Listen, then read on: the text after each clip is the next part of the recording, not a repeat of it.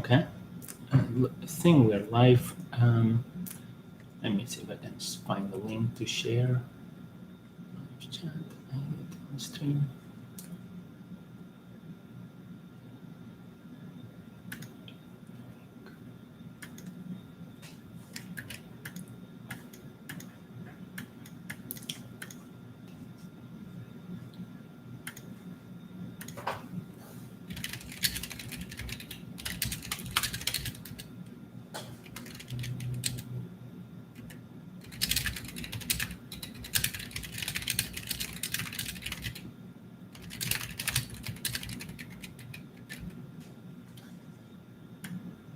Asking the Discord, see if it works.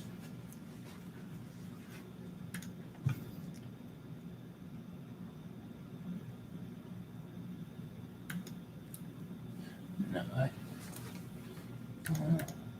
is the link? Share live stream. Oh, there it is. Copy.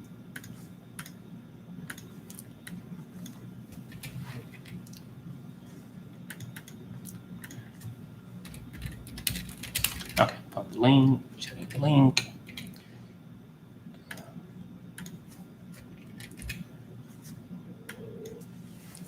Okay, I'm gonna get some water.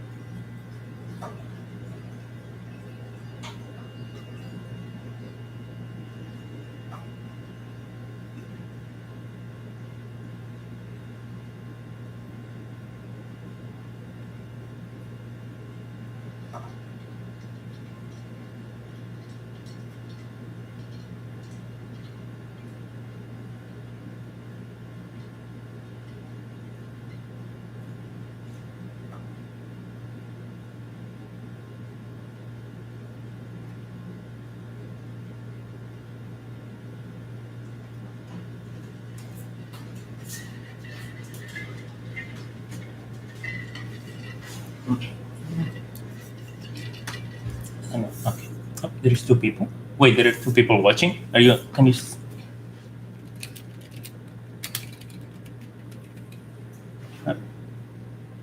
Oh, no.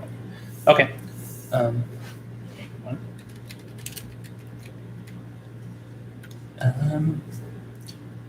Anyway, I'll start.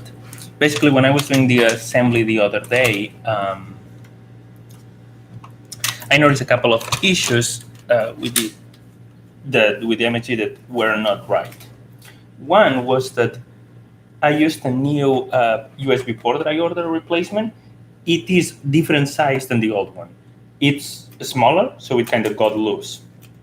And what else was it? It's smaller in the sense of the footprint in that way, but it's actually longer that way, meaning it doesn't go all the way in, and there is like a little gap here. And then I ordered a couple of the new one, and both came with the new version. I don't have the old version around here. The old version, there was a gap between the plastic and the metal here, and then the overall metal was bigger, and the metal here was shorter. Because I made it to be fitted, then this one, what happened is there is a little loose in that way and cannot go all the way in, and so there is a gap. So I wanted to fix that, and I went to Fusion, fixed that, did a little model until that fit well. Actually, I may have the model around. Let me go get it.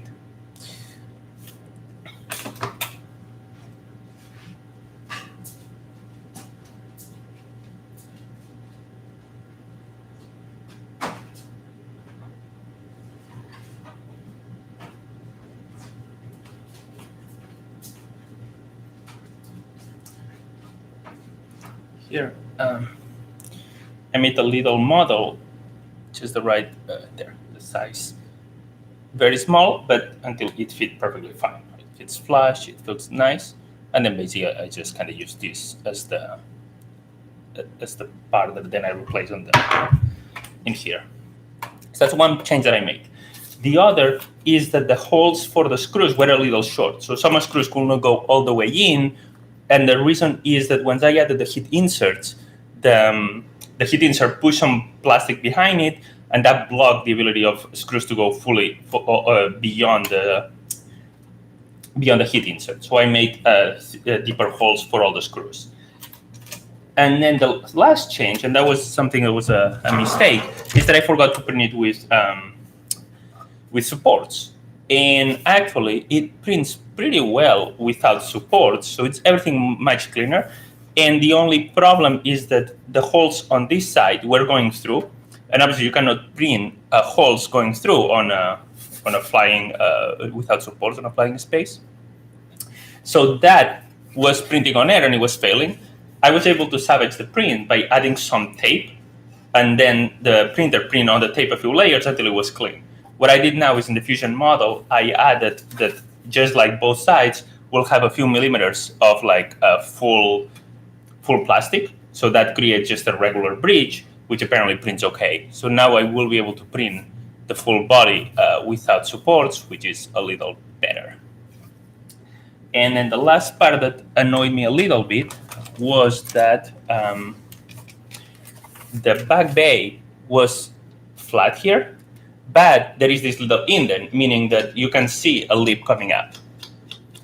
And so just made a new one that it should fit right and go with the indent and then avoid coming up. And so basically what I was going to do this morning is disassemble the MSG and put these two parts together. And I thought I may as well do it on a stream.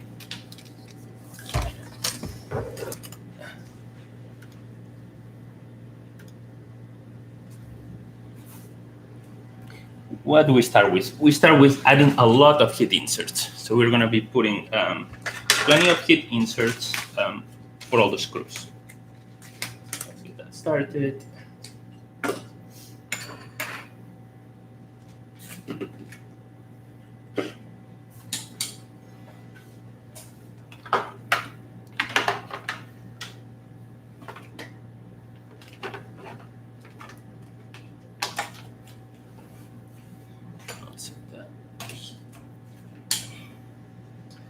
Put it probably 400 or 500 degrees, not yet, or maybe 450.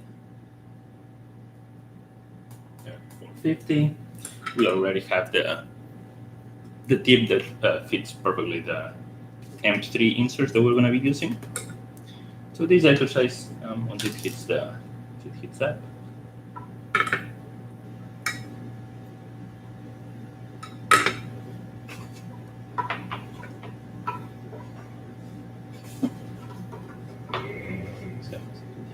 Weird. Okay. What's going on here?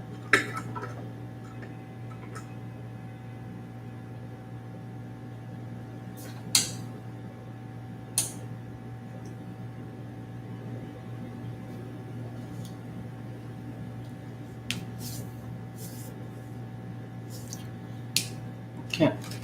I don't know if you can hear me. I see just two people watching. Any of you, can you say in the chat if you can hear me? Okay, because if you don't, then I'm talking for nothing. Okay, the iron is hot, so we're gonna start putting heat inserts. Let's grab the heat insert, holds there, and just push it in. Oh, another change. This time I changed the perimeters to 7 layers. Those are massive perimeters, but that also is going to do a very good job at holding all these heat inserts, because otherwise the heat burns through 1 or 2 layers of perimeter, and then if you screw too hard, the whole thing just turns. The heat insert and the screw turn. By adding 7 perimeters, I expect that to hold very well and allows to reduce a little bit the infill everywhere else.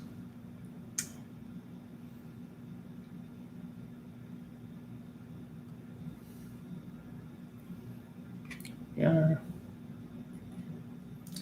This is a little zen, adding all these heat inserts.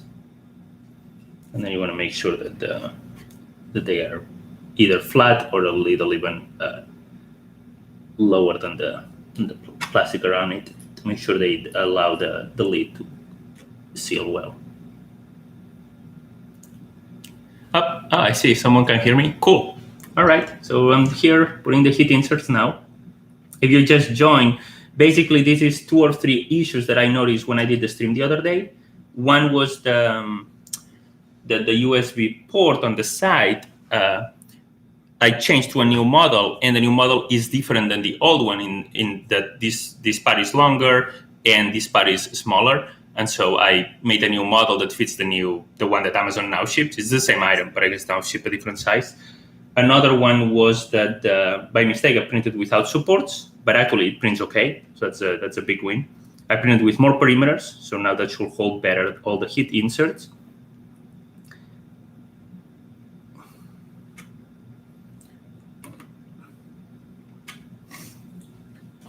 Need a few more heat inserts.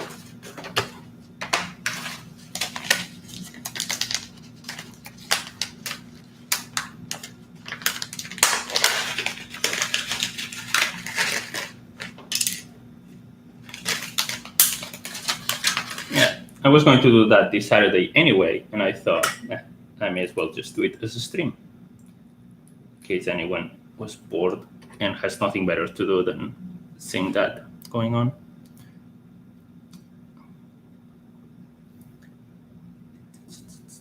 I actually don't know how to do screen share. I may try to find out, and maybe next time I can even show how I made all the changes in Fusion before printing.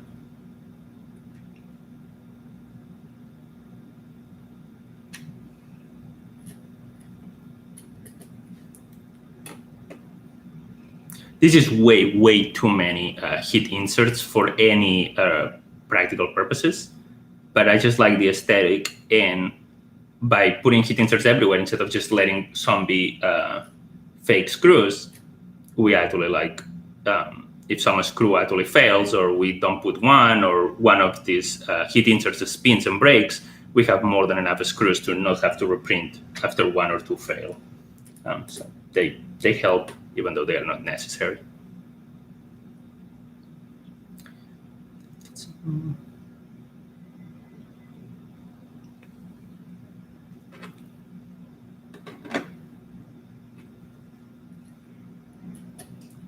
I like putting these heat inserts, and the whole thing looks much better with them.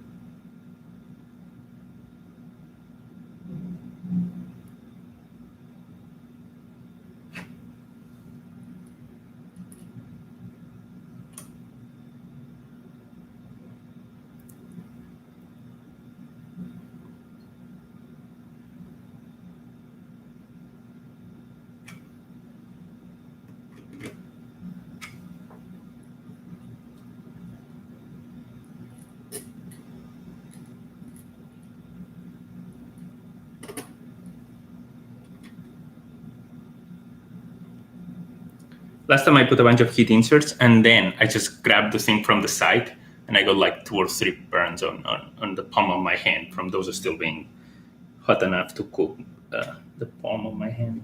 So, like, don't grab the thing now like this. We do want to make sure that all of them are flat. You can just look, I guess, and see which ones come up a little bit. Just push them more. Because if any of them comes up even a teeny bit, that means that when you're trying to screw it down, you're always going to see a gap.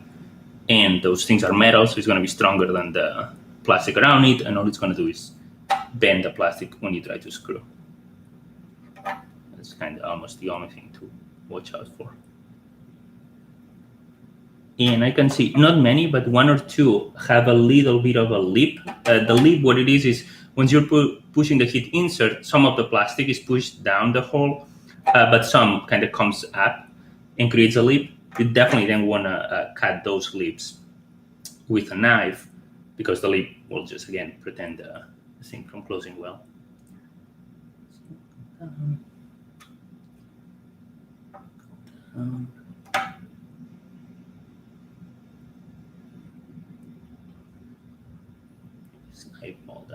bit. Maybe. Yeah.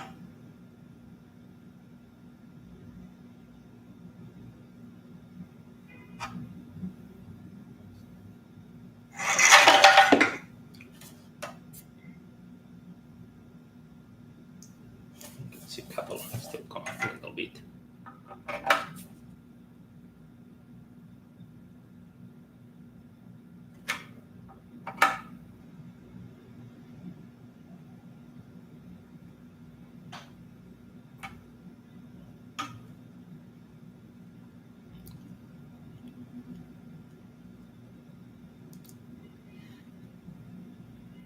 Deck building ASMR, good life lessons.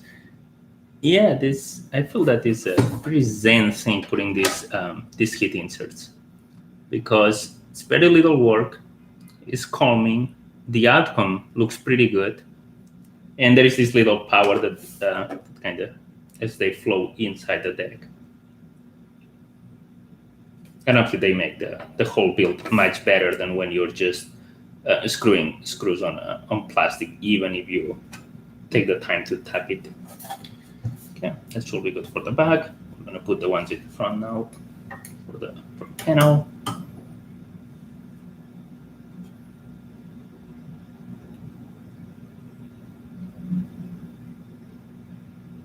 don't know, maybe I'll have some music going in the background. I install Winamp. Let's play some Winamp. If that messes up the sound, you let me know and I'll stop it. Let's see, what do I want to play here?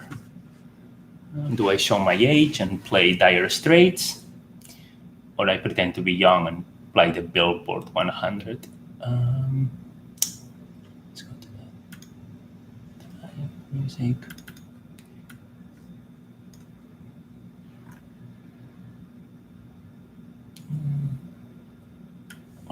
We'll play some Sting. No, that's not it. There, Sting.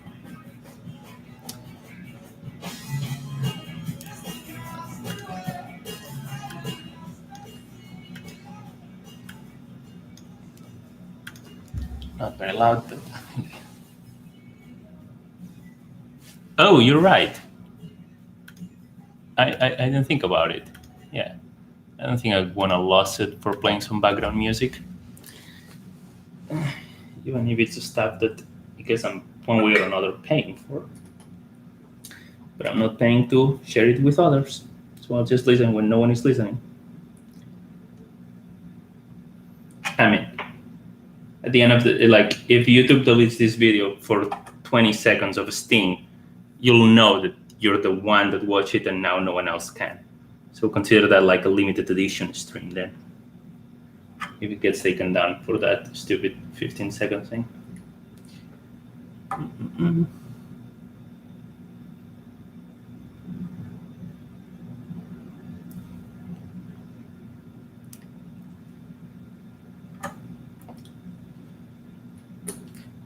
I'll keep it quiet Saturday, and the only thing we may hear every now and then.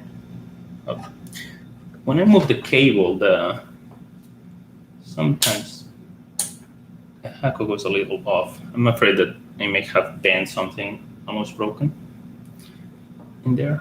Actually, might come by just a replacement of the tip. I feel that sometimes you see the screen going crazy with the numbers instead of telling you the temperature at 450. Which is what I have it set up now. More. And 2.5 and 6. I'm using mostly M3 screws, and when I don't have a space for an M3 or the stuff that are related to the Raspberry Pi, they all are M2.5. So then we use a few M2.5s. Visually, I like them a little bigger than the M2.5, so I put M3s as much as I can.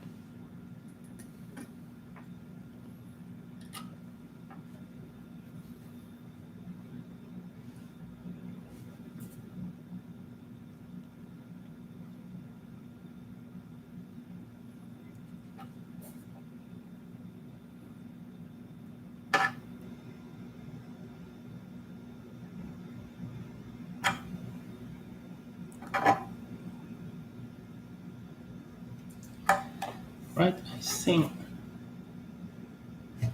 they are all come up a little bit. And the front panel is the one that bothers me the most, because that's kind of the part that you actually see. And if those are not perfectly flat or a little indented, then you see the little gap on the front, and you see it every time you look at the deck. It's like you don't need every part of the deck to be perfect, but the part that you're always being able to see, if there is a mistake there, I just cannot see anything else.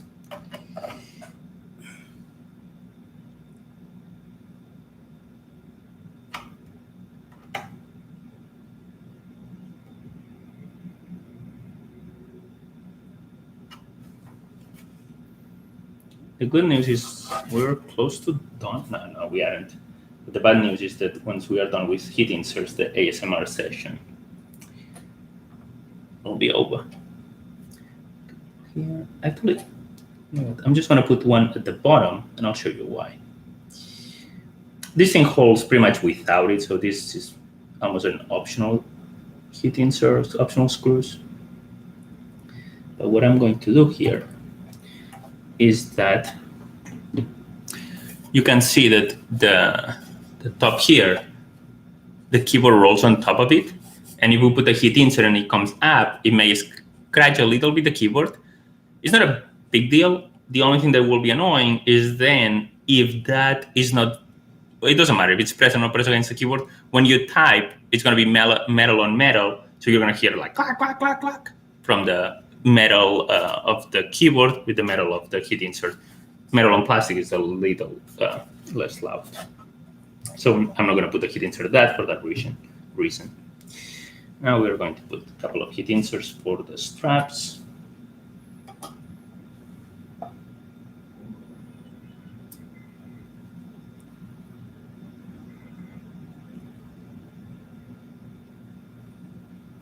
Is the camera looks okay, right? It's not like out of focus all the time. Like when I did the actual stream the other day, it seems to be mostly focused. At least when I look.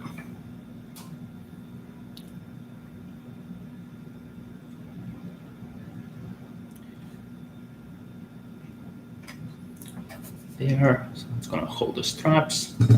Now the back panel, which is ridiculous. I still not have made 9 holes for the back panel. This is way too many screws here.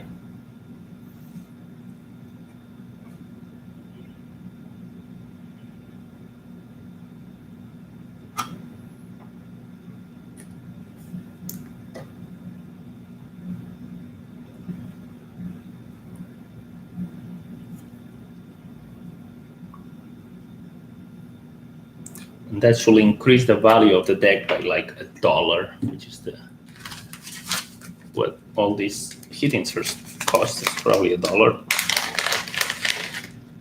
Should I put the wrong one?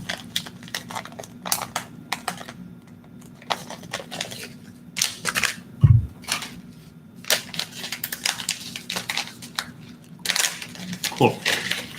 Yeah, when I did the stream the other day, it was like obviously blurry, and the reasons were that sometimes I had the cap on, and the cap was much taller, much closer to the camera than the computer, so the camera will focus on the cap, on the lip of the cap, and then the actual desk was blurry.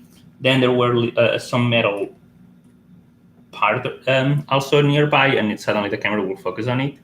So I feel the trick here is to have as few things as possible between the camera and what you're trying to show, to avoid the camera having the temptation of autofocus on the stuff you don't care about.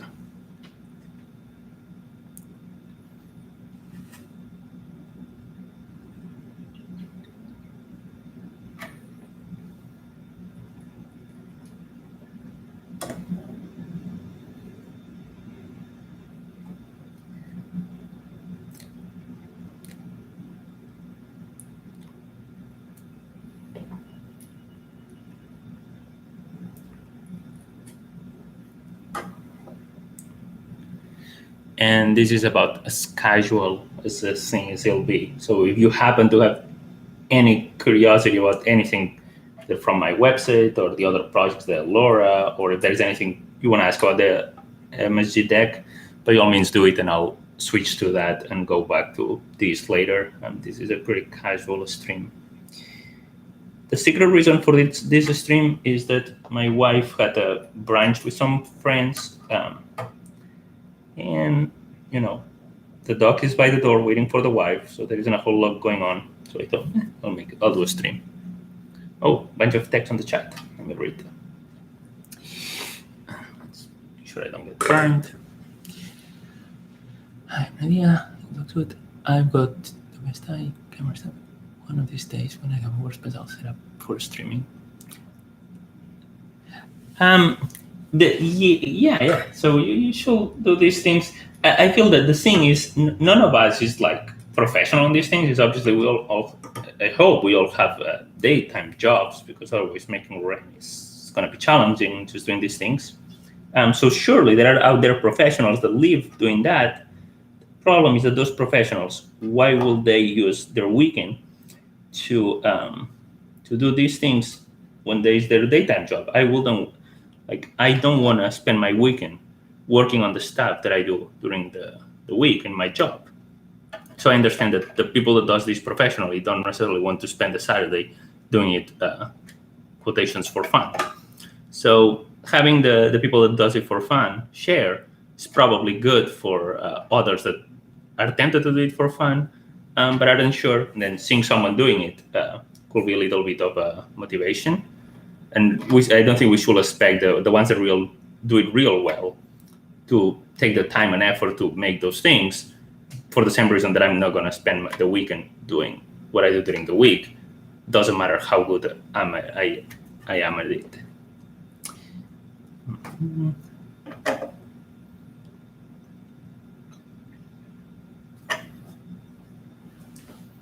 And I've seen last few weeks the streams by Kevin that was doing some planters on Fusion, and Blasto that was doing the Game Boy Advance. And I feel those things are fairly relaxing, are nice to watch, and you actually sometimes learn a little stuff. I haven't had time to, but Kevin did some trick in Fusion where he did a wraparound. It was very cool. I'm also actually tempted to do it here. A wraparound will be kind of, you create a little pattern, maybe just a strap like that. And then he selected the thing in Fusion, and then the strap just kind of gets repeated a million times. And it creates kind of a nicer finish than just flat. And I'm tempted to try to do that. He did it on one of his streams. I want to learn to do that and maybe even use it here once I know how to do it.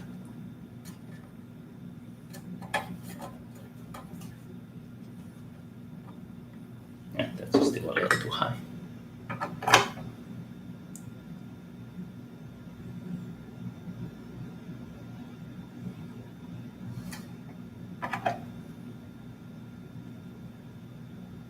I put all the tools that I use, like the solder iron and all the stuff that you see. I put links on the website. What I didn't put links yet is on the little streaming setup, partly because this is all the stuff that I bought over the last 3-4 weeks. I don't know to which point though. All I did is just go to Amazon and look for a camera, and actually I did buy 5 or 6 of these arms to clip to your desk to clip the camera, and most of them were crap. They were either way too short or way too flimsy, which means that the camera is just pretty much any breathing or a small touch of the table, the whole thing was like an earthquake. And so I ended up buying this one. It's a little pricey at $100 the arm, but I think it holds pretty well, and it can hold a couple of cameras too. I keep pushing them all a little more because I feel they are not in. Sometimes I feel that I push them in and they are okay, but then as it cools down, they kind of bleep like half a millimeter up or a millimeter up. No, not a millimeter, half a millimeter up. But that's normally enough for you then to see them not flat.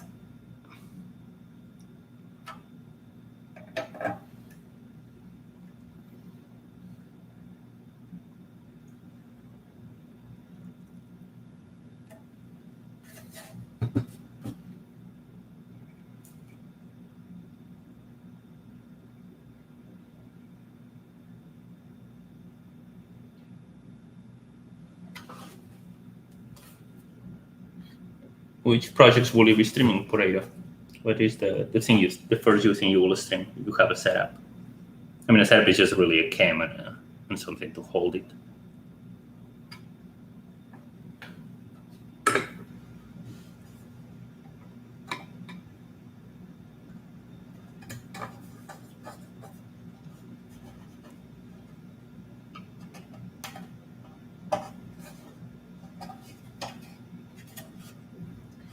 Maybe mostly okay with this. All that. And the thing about this is that you can always come later and just push it a little more. The plastic will always go back to melting. So even if one or two are not perfect, it'll be okay. We can adjust it later. Just cutting some of the lips I can see.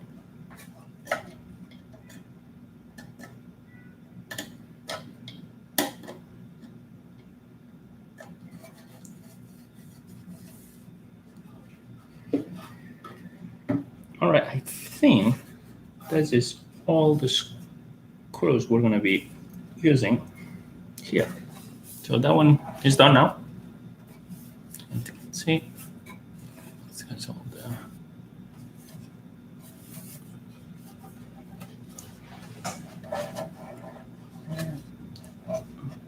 Probably will be software type of stuff. That's what I prefer to do, but I enjoy 3D printing and building.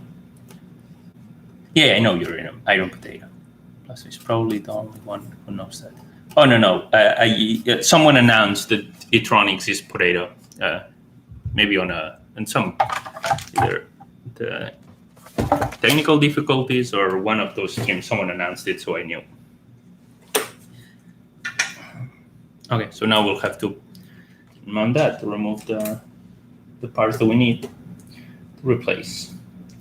I'm going to turn that off before I get burned.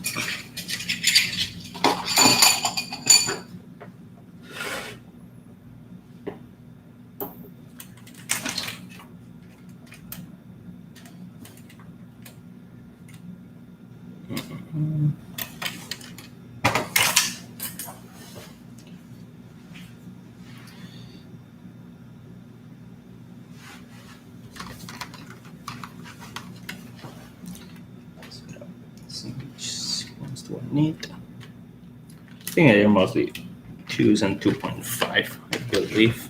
Most of the screws I use. Yeah, I can do probably remove that and that. Ribbons. I'm gonna take out the front panel.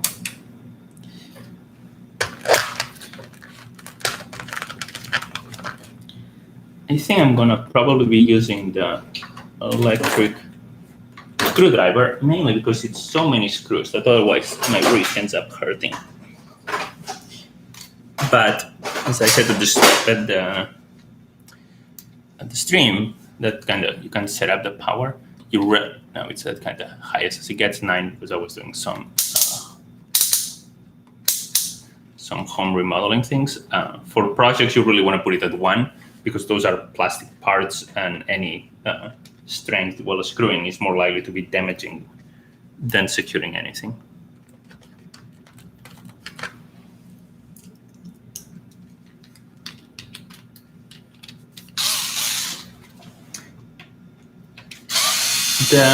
Is that open scat? Is that the thing that Nardi did at the VertCon? That he made a video. I forgot what was he doing, but he did something that he put some code and then was doing a 3D design. I forgot what it was. Is that the same software that he did, Nardi, from the Hackaday?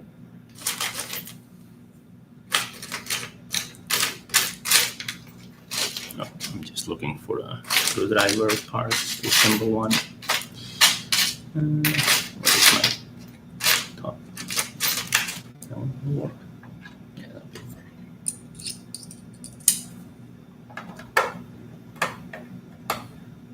Wow. Not right.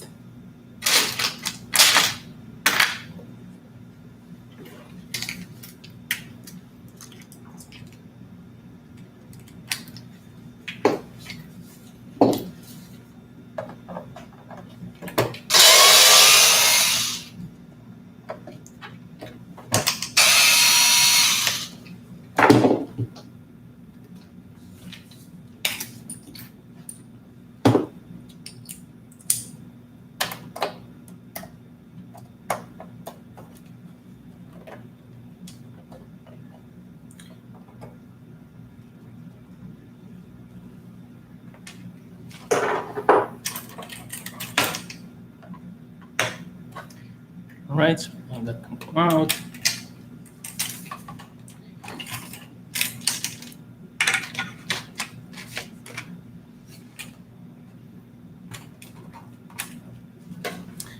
And we can take out the keyboard, which was one of the improvements of the 2.0, is the keyboard can be removed by just doing the front plate.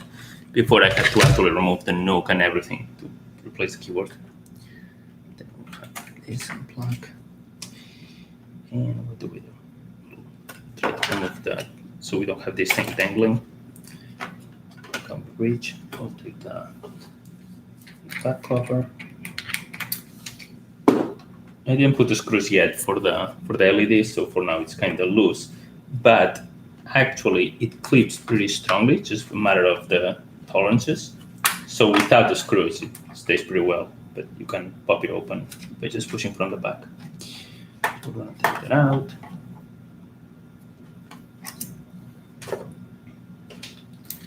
Some of those screws.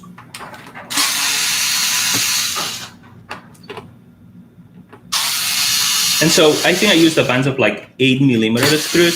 This time I may try to use 10, because 8 is a little short. You only get kind of a couple of loops of the thread gripping, which is kind of a little weak.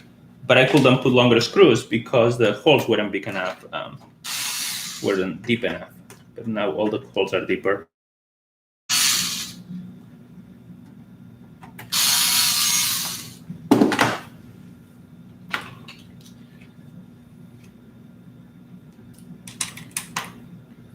Basically, what I'm doing today is the difference between making something that you just do, take a few photos, make a Reddit or a post, and then you put it on a shelf, or something you intend to use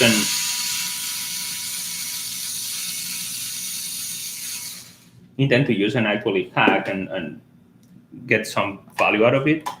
Once you try to start using these things, even though they may look fine on the photos, many things are not like really convenient or as they should have been, and so you kind of change them. Even of the appearance, it's barely changed anything.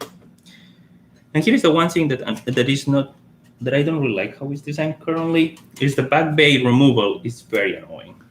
That's something that I need to do better. So maybe I'll do some stream on Fusion when I have ideas on how to have the back bay be better. Easier to assemble and maintain.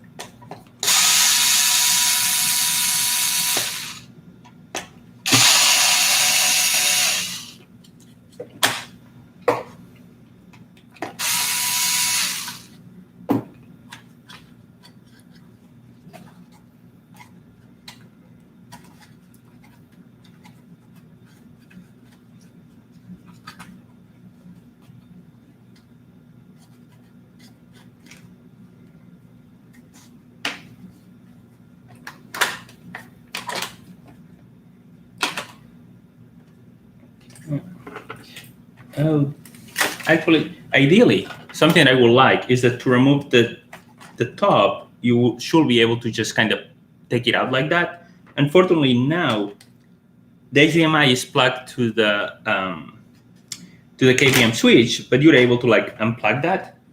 The USB port that controls the touch and powers the screen is soldered to the KVM switch, and so you have to unplug it from the screen, and that's annoying because instead of now being able to just remove it like that, like I should be able to, let's see, I need to remove the whole back panel of the screen to unplug the USB port. So now what I'm doing right now, if I design it a little better, you shouldn't have to do it, which is remove the back panel of the screen just to unplug the USB cable.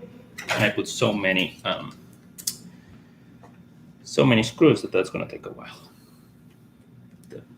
These are some of the changes that I made for the V2, is that many of those things are easier, but not all of them.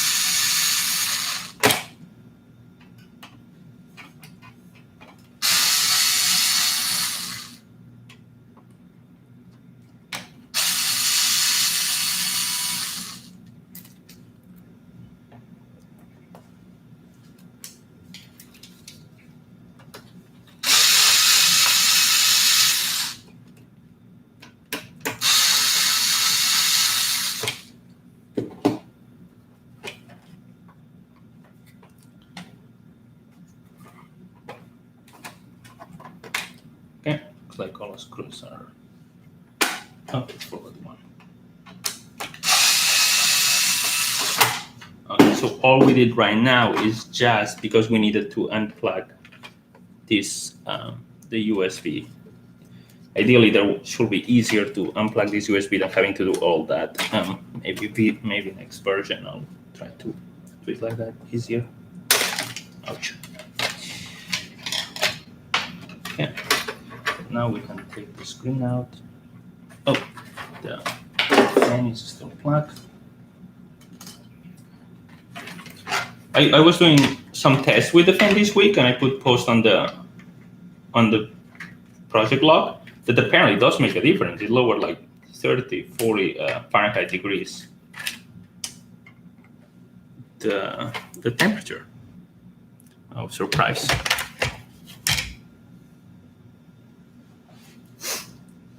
Okay.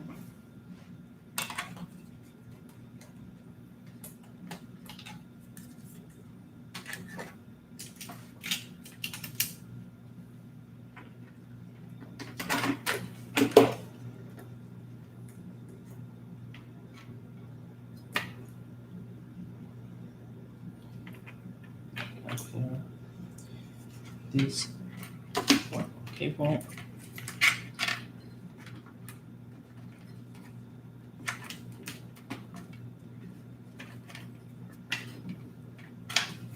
Have some water. I'm sure you drink water.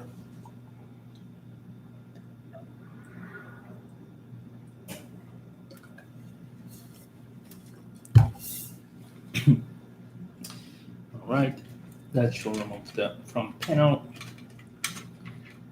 There.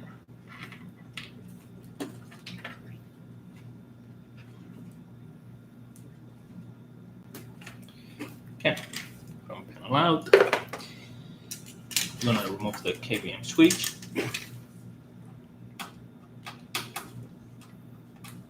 Small one.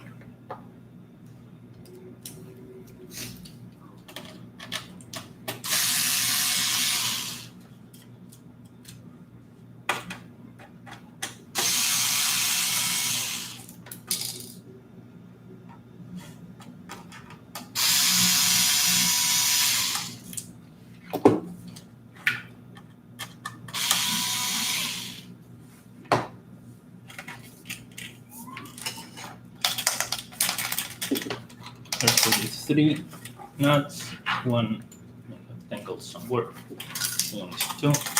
Like, oh no, shaking, turn the power on. That's annoying. That went off. Good. I think I can see that. Okay, get the nuts.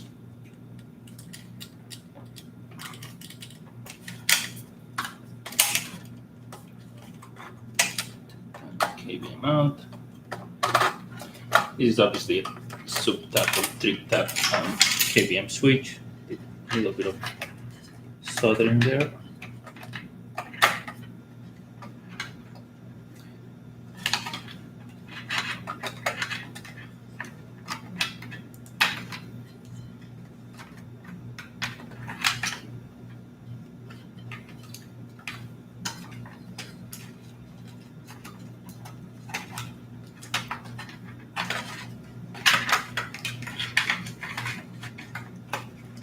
KVM is almost out. There. Okay. What else do we have here?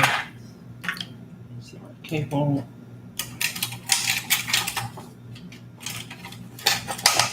Screws.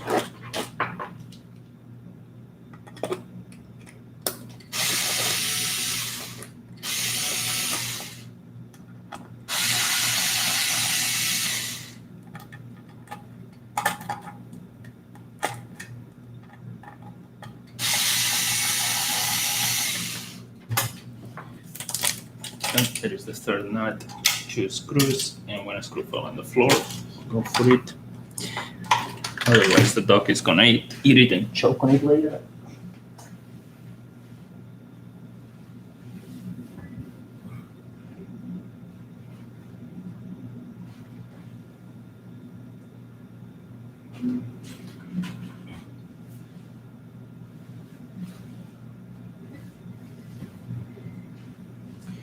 Can't see it, so it's going to be a problem. I'll have to look for it later.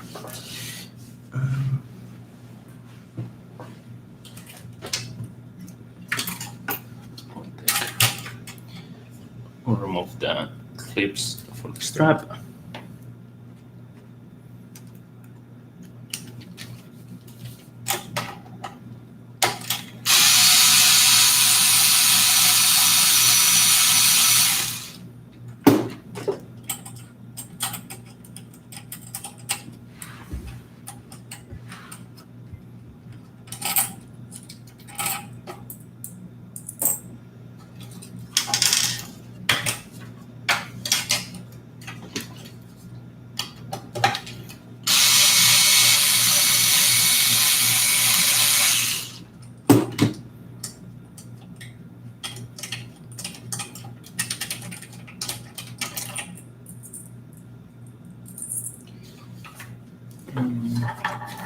The USB port is one of the reasons we're doing this whole thing, is because Amazon is shipping now these USB ports with different dimensions than the ones I bought, I guess last summer or a year ago.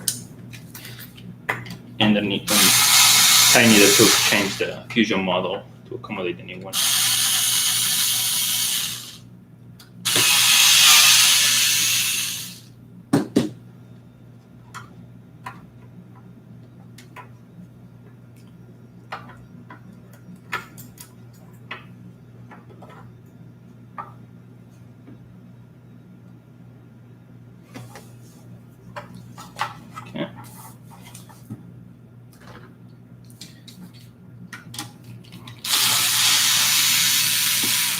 Almost done.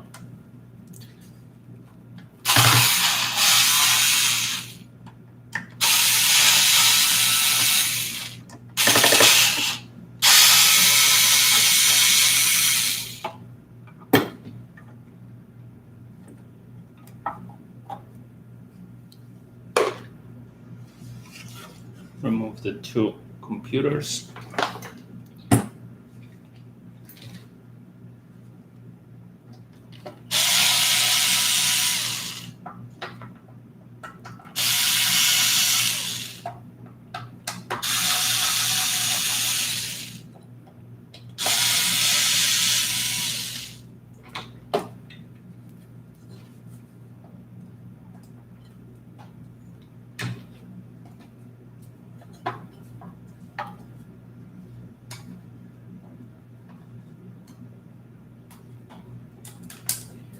So there's the first screws holding the pie and top one, but this one I can see. There. So get this out, and we're going to remove now the nuke.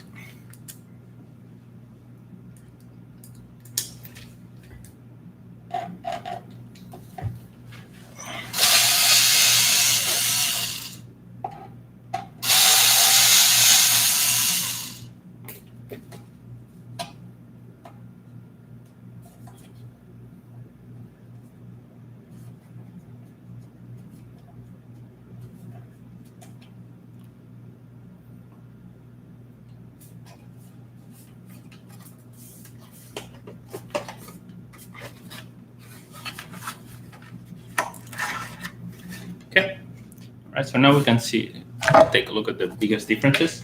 So visually, the biggest thing is that by mistake, I forgot to print supports.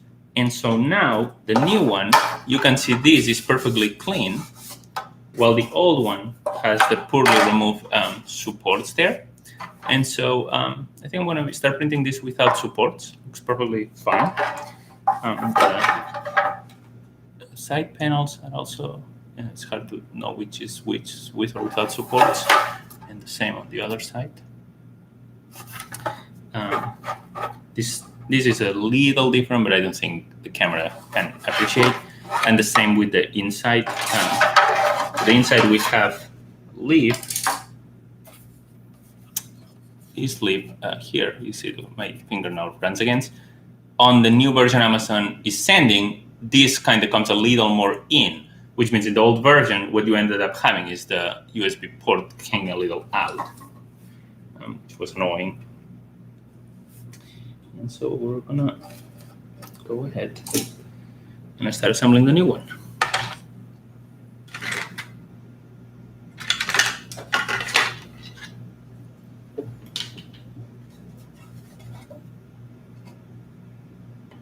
This just finished printing last night, and this morning I printed that one. So this is pretty much as it came out of the printer. There is no post-production to speak of, partly because I live in a small apartment, so I cannot start blasting spray paint and other chemical products without putting my health, the dog's health, the wife health at risk. All right, so we're gonna go ahead and secure the things here. Yeah, everything fits into place perfectly fine. You can see all the legs are good. So we're gonna put the screws.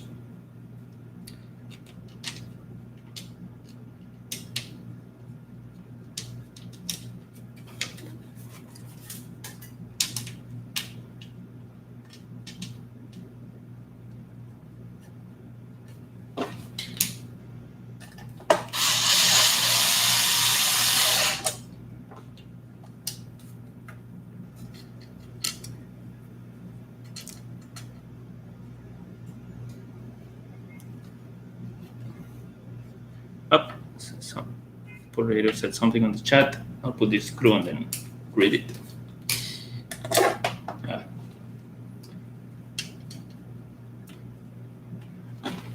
This screw is not that they are too complicated, but you're always concerned about dropping the note while it's just being held by your hand.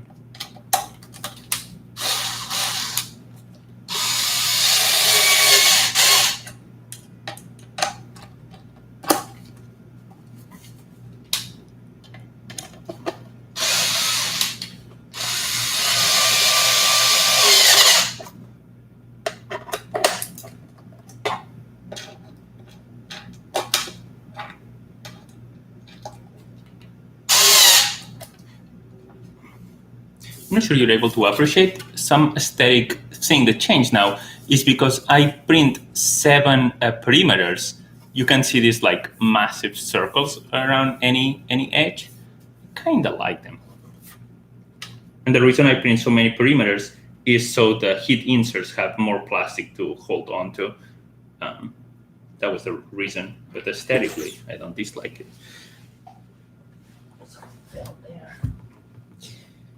Washer, I don't know where from. What printer do you have? And I assume these are PETG, right? And no, this is all PLA. I print one version on PETG and print fine, so it can be printed in PETG. For now, it's PLA. If I have issues actually with the summer coming, if things start bending, I may print on PETG. I have some gray that looks almost like concrete. I may print it on it. But yeah, it's PLA, and the printer is the Prusa 3 with all the whatever upgrades they sell, MK3 Plus S, I don't know, whatever. I just bought all those packages. Prints pretty well. We're gonna secure the Pi. So we're gonna have the 2 computers there.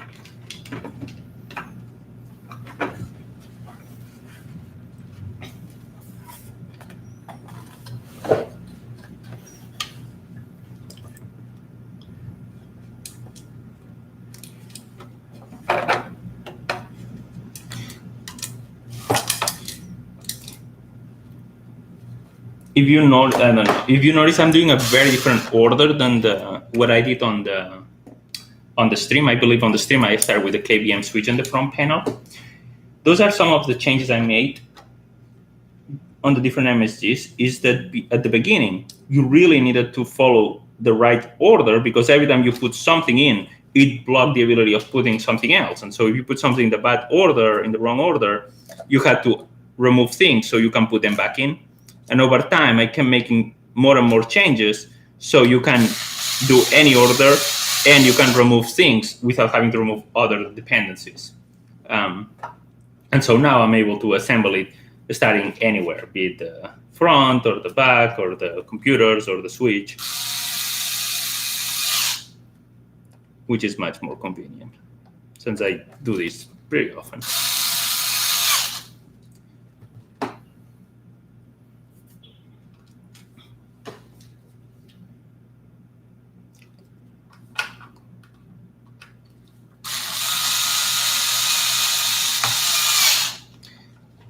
An important detail about all these screws is that there are big indents for assuming that they are going to be countersunk. So basically, the whole thing is flat. Before, some of the countersunk was too small, or the screws wouldn't go all the way in, and that just basically scratched my desk because one screw is metal, and you move it, and it's just making lines on your table. So now everything has enough countersunk space to be a little indented into the PLA, so you don't have any screw scratching your table. Okay, so now we have these two are secured there, so that's good. Progress. We're gonna put the USB port. Where do I have it?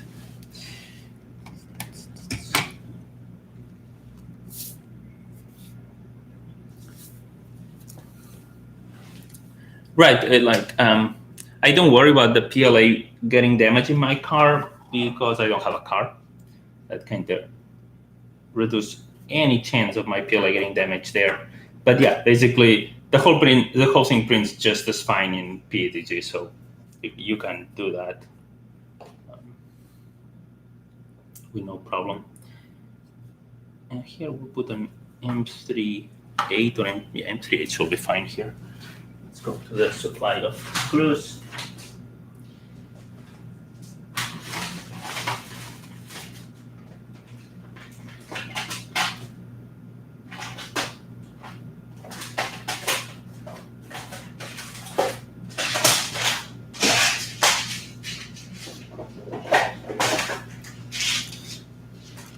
There they are. Actually, we're going to do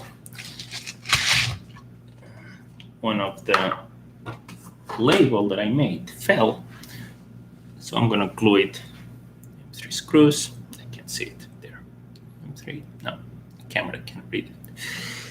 I'm going to put it back with a little all-purpose glue. Scrap glue doesn't really hold it, but the good thing is that once you want to put a different label or you want to make changes, nothing is damaged. If I use Loctite or other stronger glues, once I try to change the label or I'm annoyed that I put it at an angle and it's not like flat, when I remove, I will be damaging this, the blue basket. By using these Elmer's, doesn't hold very well, but once you change it, nothing is damaged. It's as if nothing happened. Okay, so I think I'm gonna go with M38s. We have M36. Ooh, those are pretty. 10, 36s. 36 maybe too short. Let's see. I'll try 36.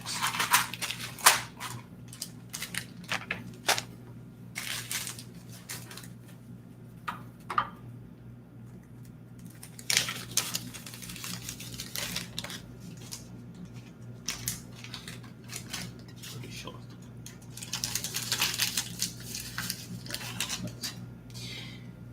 That has this weird, almost snowfall type of top. I don't know what it's called.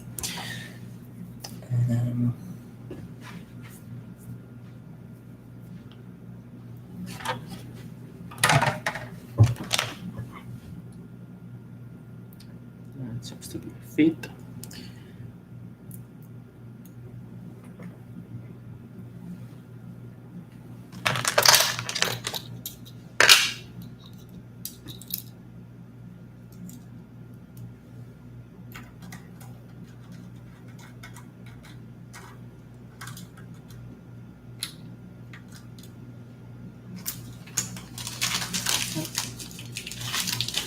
Go top.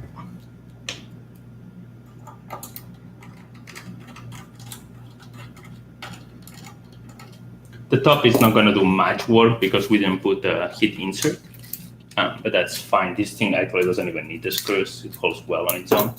And the bottom does have a heat insert, so the bottom will be holding pretty well. The adapter here.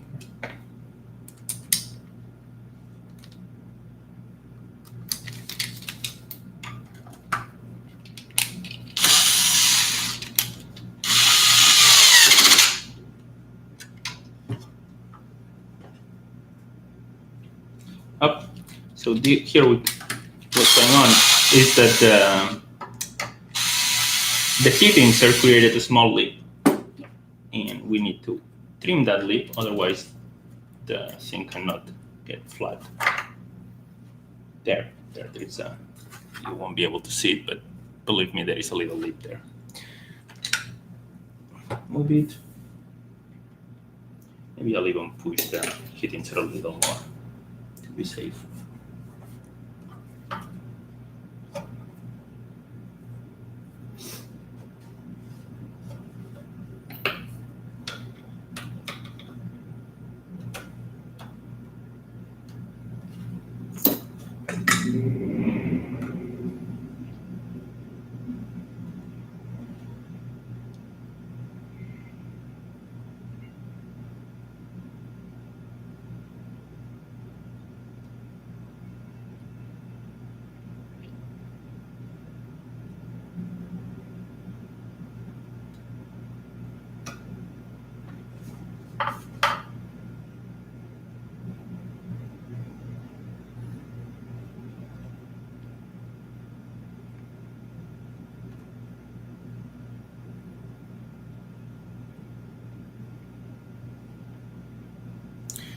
This one I just noticed that what happened is that when we put this one in, the plastic melt and push that one up. I guess these are kind of sharing pretty small space, these two heat inserts. The one we actually were trying to do now is that one. Go a little more in.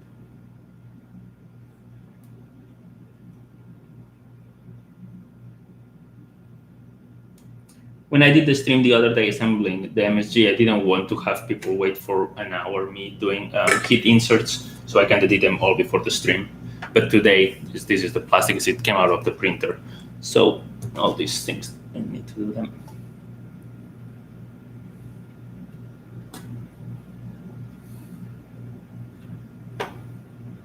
I think it's still a little.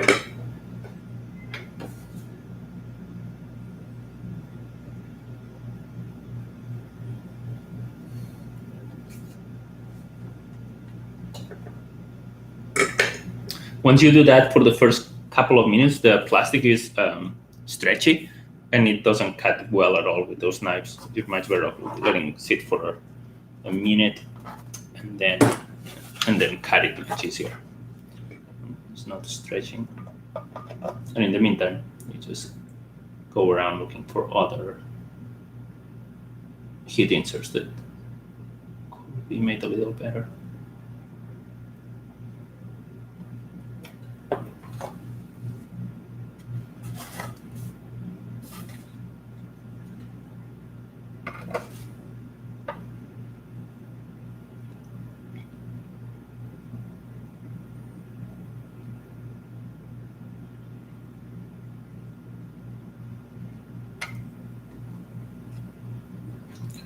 Let's try now. Let's see if I can cut a lip.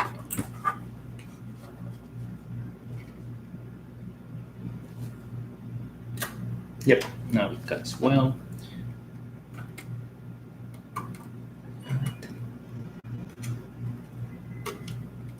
And you also want to make sure that by the time you put the screws, the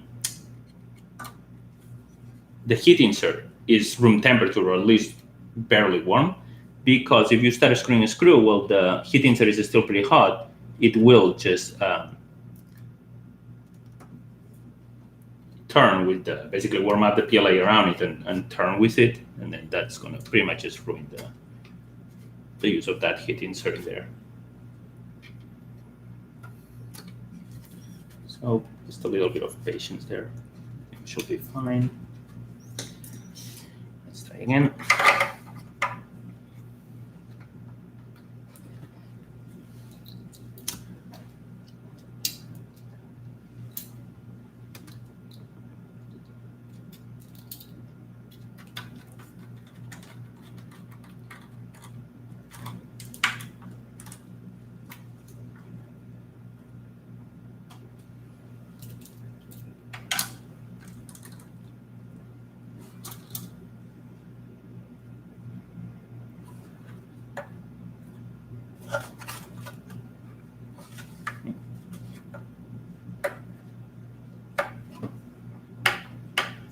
A little bit of monster that I don't like. But I don't see a lip right now, so we'll do a bit of reason here.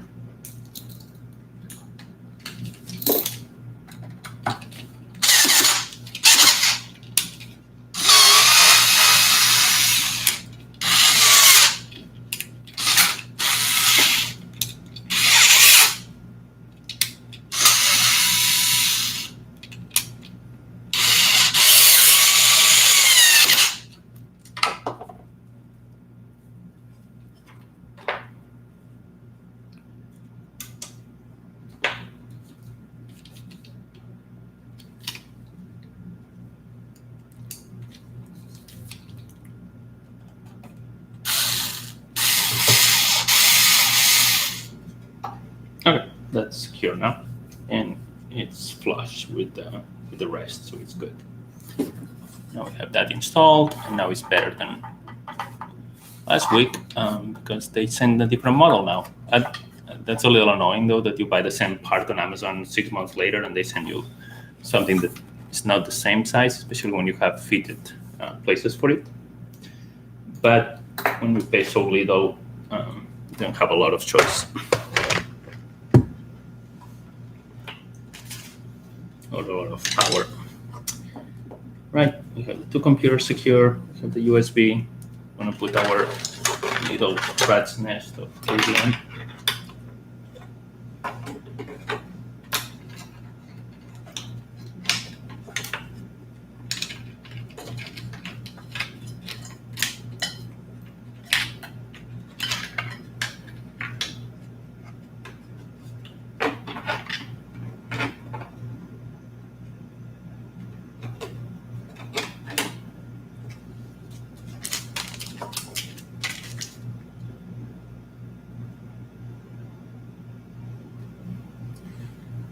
Look like M2.5s, but I don't know how big. It's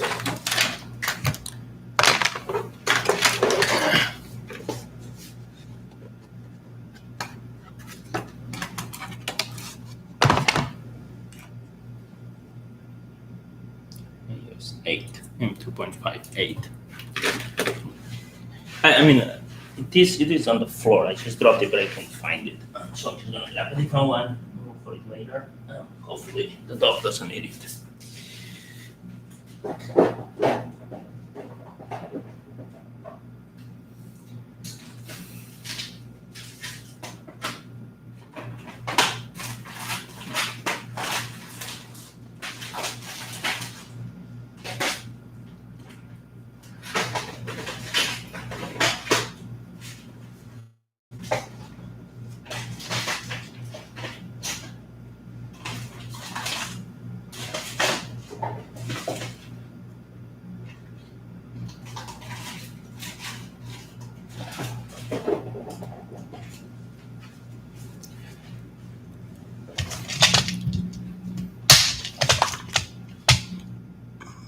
There they are.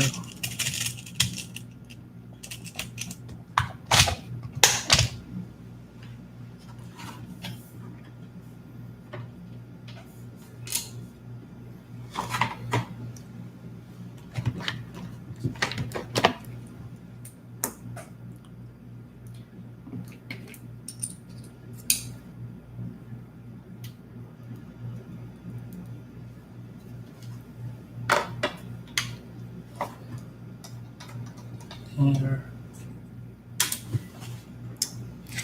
Great. No, not. Hopefully, find it.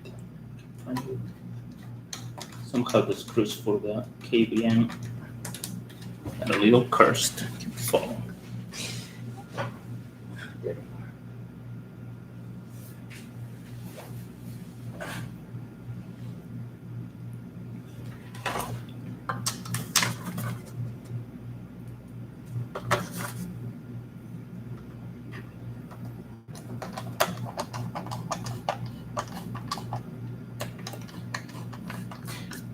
My wife has a DSLR camera, and yesterday at Zach's stream, I saw that when he was like at the at the end when I kind of stopped watching, but he was like showing off his keyboard, and he was changing the lenses on a DSLR. Does anyone know how this works to have the DSLR like be your kind of webcam? So something else again. And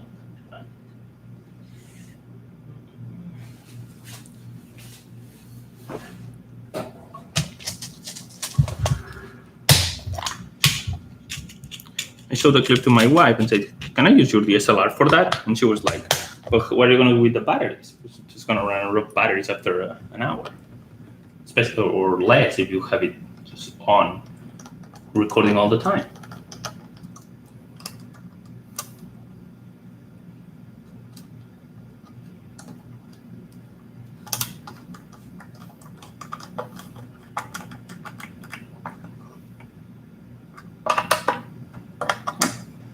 We don't worry about this being too secure because we don't want to bend or break the PCB. All right, so we're kind of getting close now.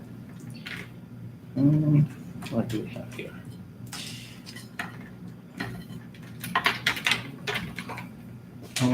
There, the screen. That's the switch. This is the keyboard. That's the one that goes to the NUC.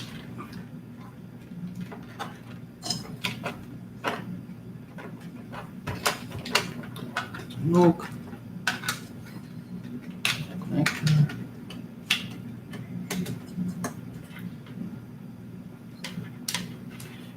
That's the HDMI for the Pi. The USB for the Pi here. That's the USB on the side here.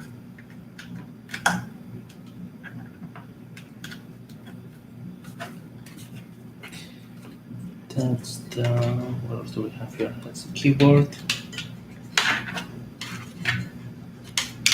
Cool, so we're done with what we can connect here. Forgot the solder iron on. The only good thing is that it's only at 400 degrees. It's not like at melting metal temperatures, so I don't think it's a big deal. Stays on for a little while.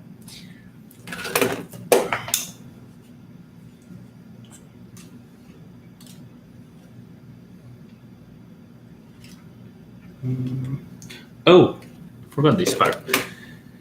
This is a detail. So the keyboard slides in, and the problem I had was that when you slide keyboard into PLA, you don't get a good fit, and if you try to fit the PLA down, the metal ends up just bending it over time. And so what I found that ended up working at least fine for me is that what I do is I add a little bit of tape, electrical tape, and that creates a surface that holds the keyboard in place and does a better, tighter, and less damaging fit than trying to make the PLA be very tight to the metal. So we'll just grab a little bit of tape, scissors, and we'll add a little bit until it fits well.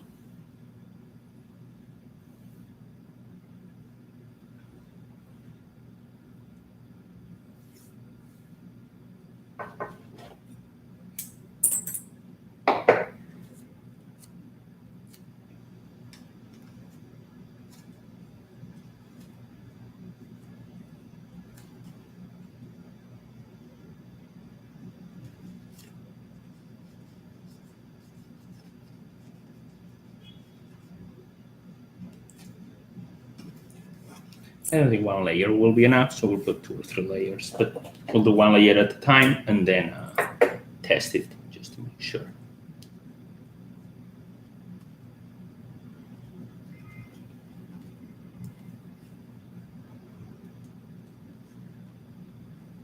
I don't know if there probably are better ways than this thing I do with the tape, but I'm pretty sure that letting the metal just try to fit tightly with the PLA is worse than the tape option. Maybe there are better ones that I just don't know of.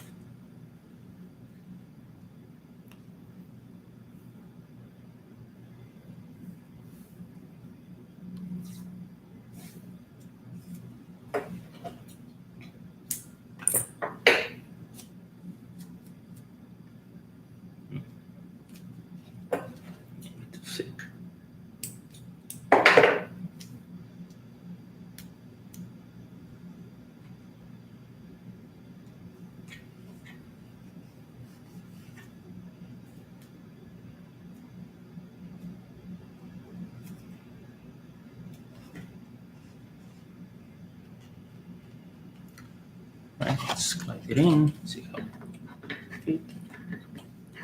Yeah. You can still kind of move it a little sideways, so we definitely don't want that. Put one more on each side.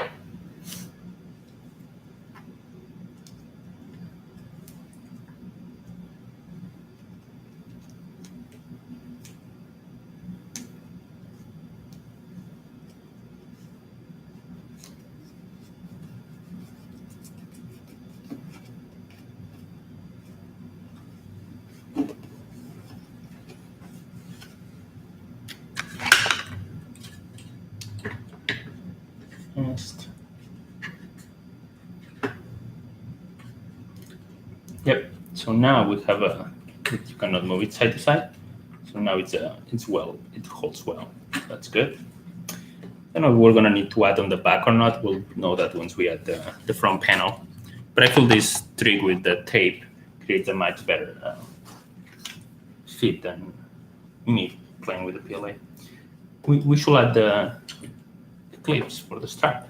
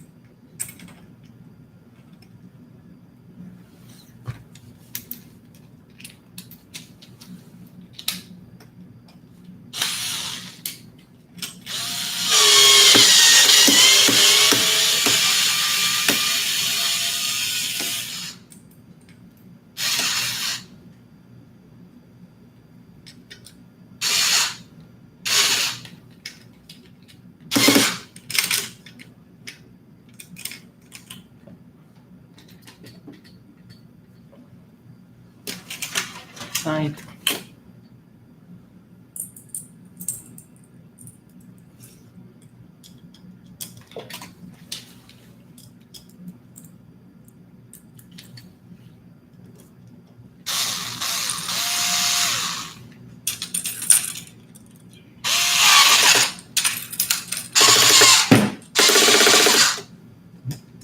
Maybe using a too small head because I see this doing way too many skips.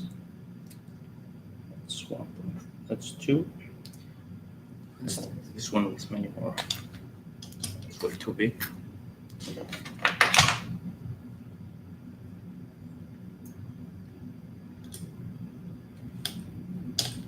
That may be better fit.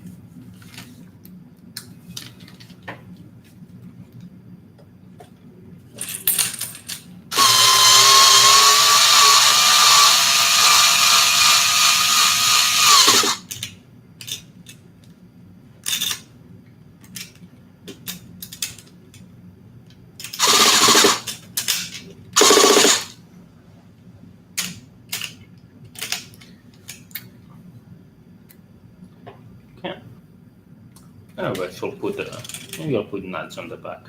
Maybe hold a little better even. But it doesn't matter. It's fine.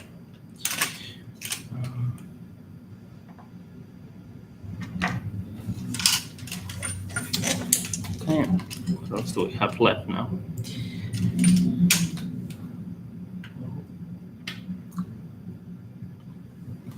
The keyboard and the front panel. In.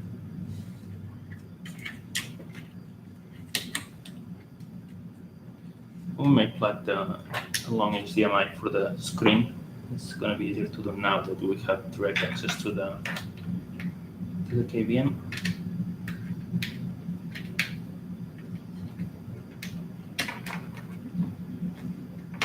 Okay, we're going to plug the HDMI for the NUC.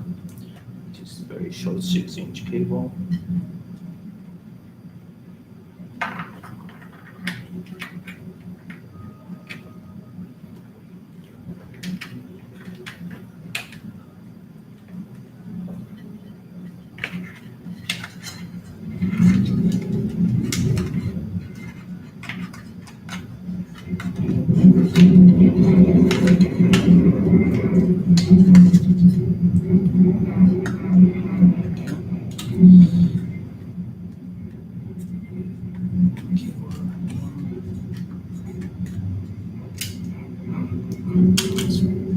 Pretty well fit in place. Doesn't go up, down, left, right, front or back. That's good. We'll probably need a little space to plug the front panel. Hopefully it's going to be easier to do without the keyboard. Think about it.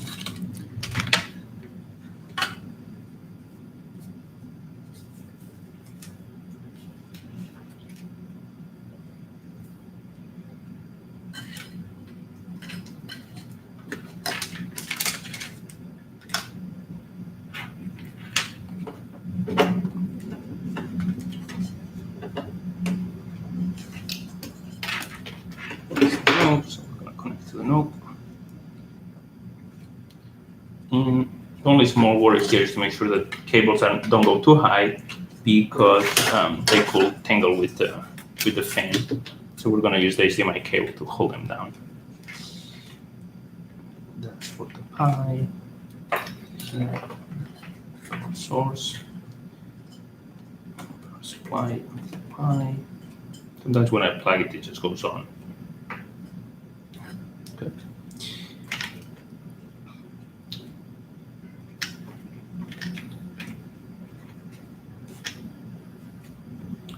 Switch. Okay.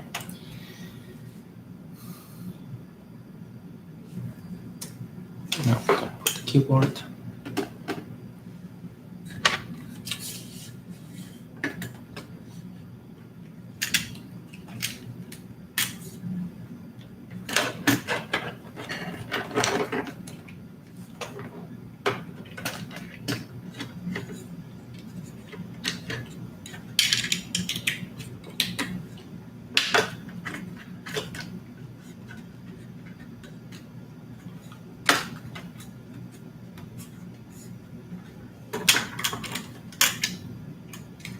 Okay. Front panel at least visually fits okay. We're going to put now the screws. Let's see if it indeed fits okay.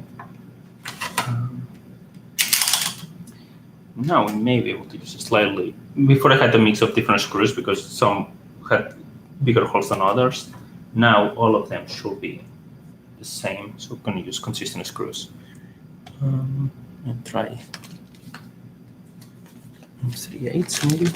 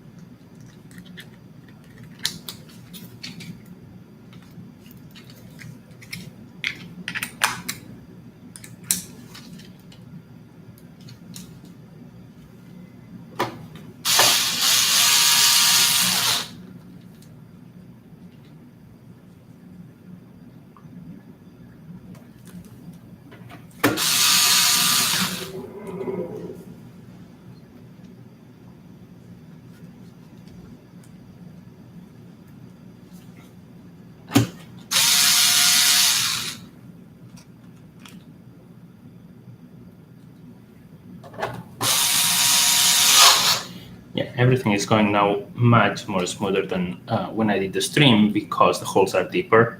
Before they were getting immediately clogged by the PLA when you put the heat insert. Yeah, all those are much better than before.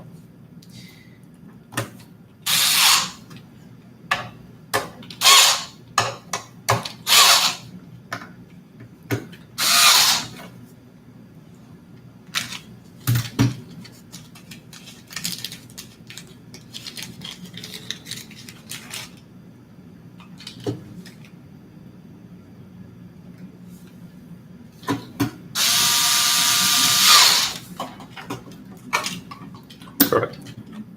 Yeah, the keyboard doesn't move in any direction, and the front, everything it's tight. You basically don't see a gap here. That's what we're going for, is a front panel that doesn't have gaps when it's in place.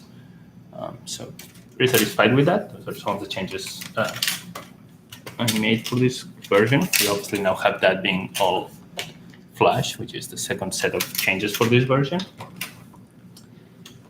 All the heat inserts are holding pretty well, which is another change for this version, which is the enhanced perimeters on the printer, so that all of them have much more plastic to hold onto.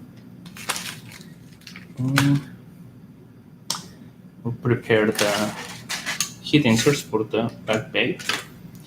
And the back bay change, this one is pretty cosmetic, but we can see before it was a flat line here. Now it's kind of a little sculpted like that. And here at the end, there's a little bump. I don't know if we can focus to it. But basically that is going to go well with the back cover. You'll see, I showed earlier the issue. Put it on, put a couple of heat inserts.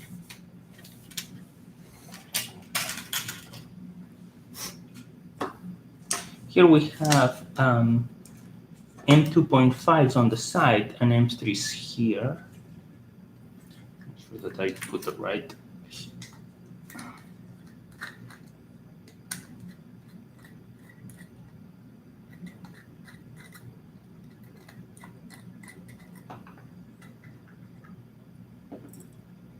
Seems like I just put M3 and then screw from the bottom a little bit and then the top. Okay, and those are 2.5s.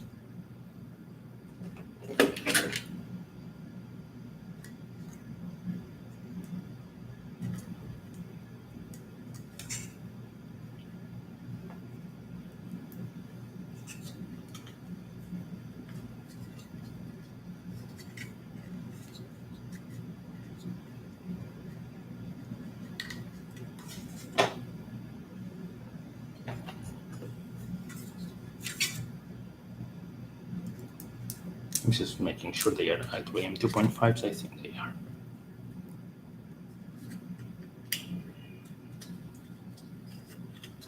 That screws well on it, and that is.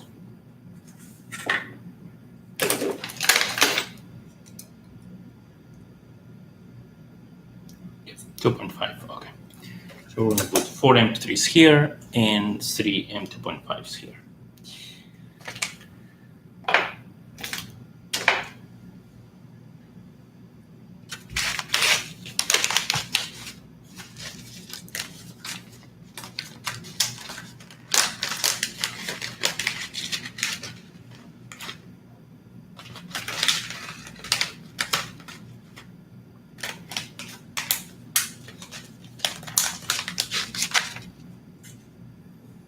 And there is a teeny bit of support there. Let's see. Try to pry it out with this. Oops. Yeah, there was a piece of support. And another one here. I print that one with support because we have a little indent at the bottom where the USB kind of goes in, and this indent cannot work without supports. And so we put this from the top.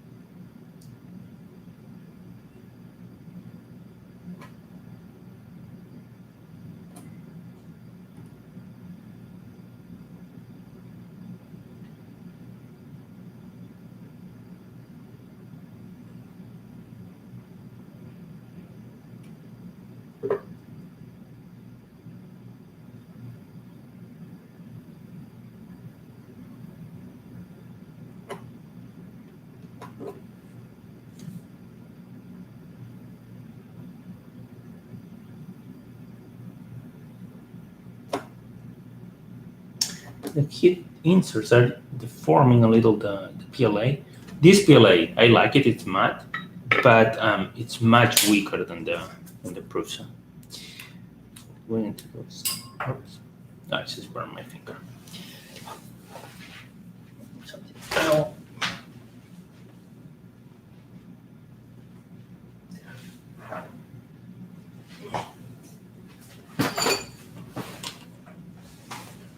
Okay, so that fits in there. It's good. We'll need to be able to screw from the bottom, at least a couple of screws. But now those are all blocked by the PLA push by the heat insert, so we'll have to put a long screw just to push the ball of PLA at the bottom. No, that's 2.5. M3. M3. No, I got it.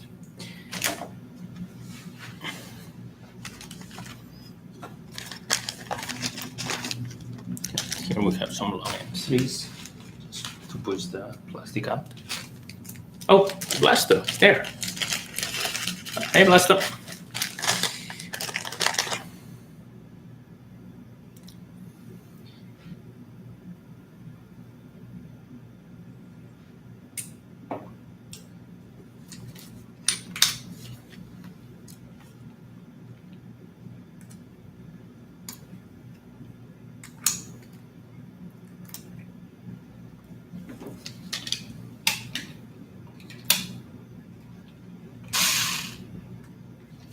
Small. That is good.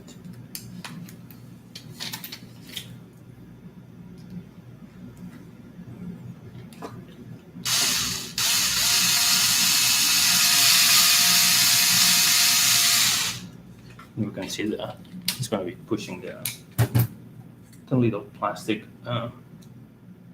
build up at the bottom when we put the heat insert. And we need them to be clean because we're going to be putting screws from the other side to hold the female USB.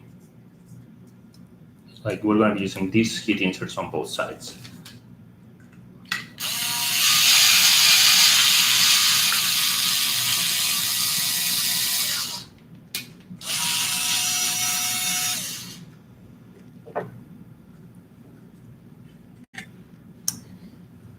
Good. Blast out. Basically, my wife is out having brunch with some friends, and I was going to be doing an assembly because during the stream the other day, I noticed a couple of issues.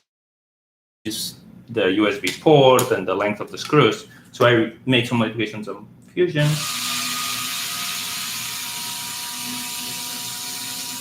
Earlier this week, then I reprinted a couple of parts, and I was going to assemble now. And I thought, yeah, just for the sake of getting more familiar with the streams and see if I can get the camera to focus and whatnot, I just decided to make it on a stream.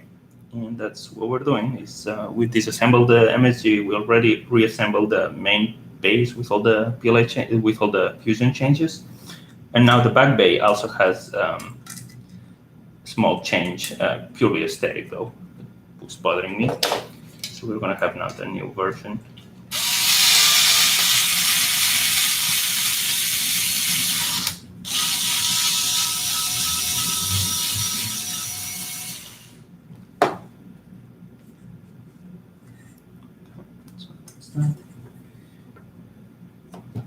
Hopefully that cooled down. Yeah, we need to change because this I used a couple of M2.5 screws, so we need a different head for the head inserts, smaller one. Don't really want to cook my fingers anymore. 450. Now we put the smaller one. Head in place.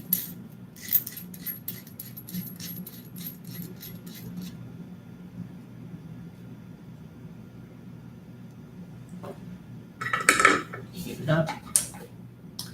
Grab 3 and 2.5 heat inserts to put on the side.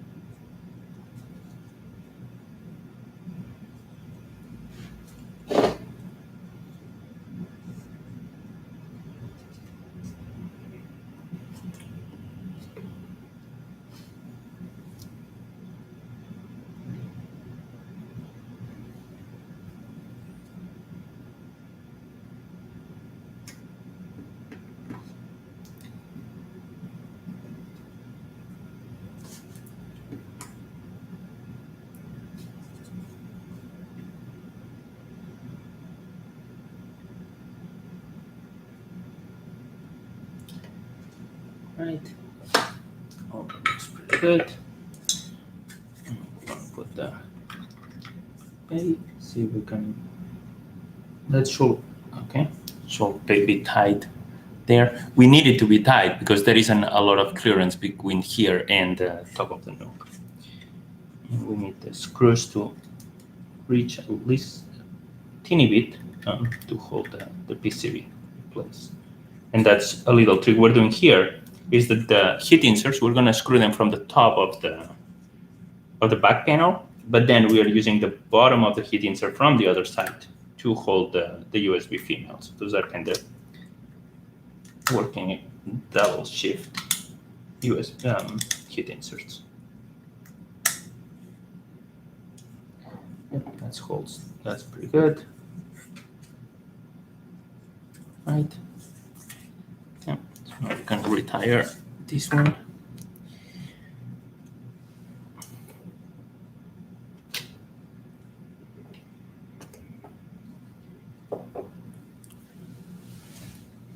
A little trash can that I print. It's the PLA printed trash can that mostly trashes other PLA.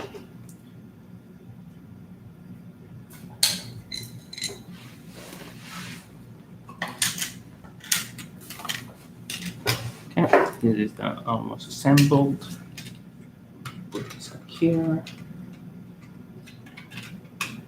Or not yet. We're gonna put the back panel first.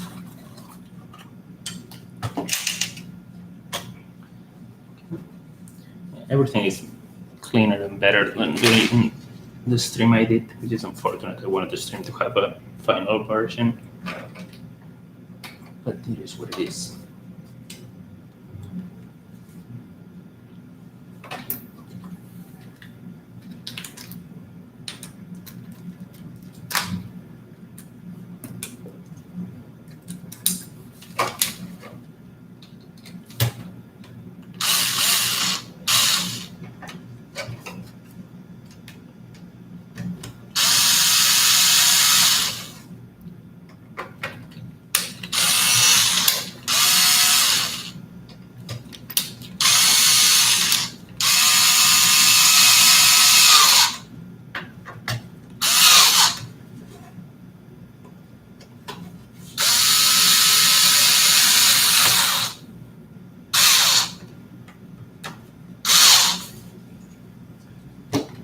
Few more of those aluminum 3/8.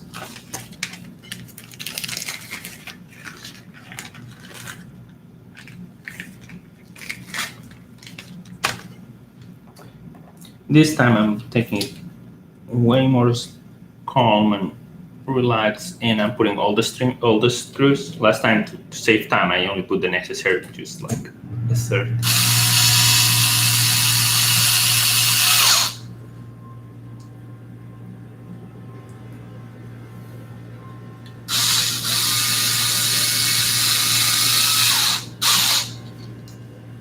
This time we're fully assembling the thing.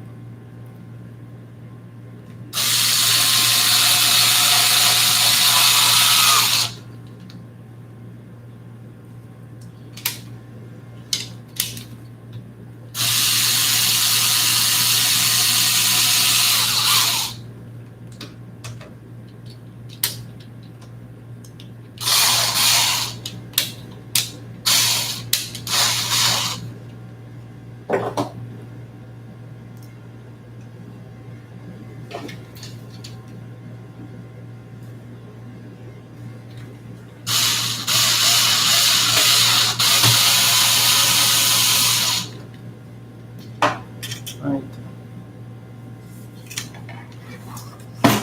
Power.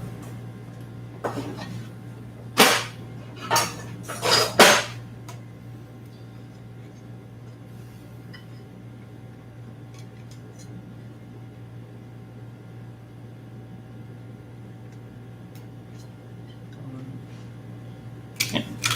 Now we can put the bed.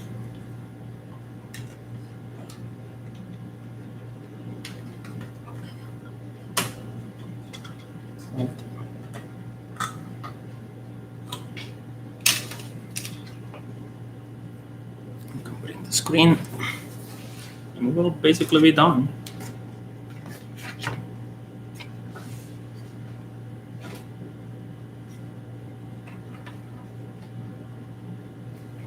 I mean, I should have done some testing actually. Now may be a good time to do some testing, so we don't need to unmount a lot of stuff if something is not right. We're gonna go ahead and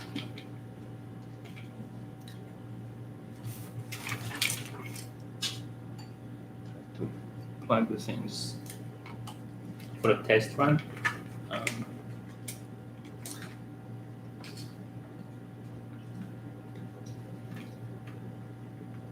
Before we actually final assembly of the parts and put all the screws.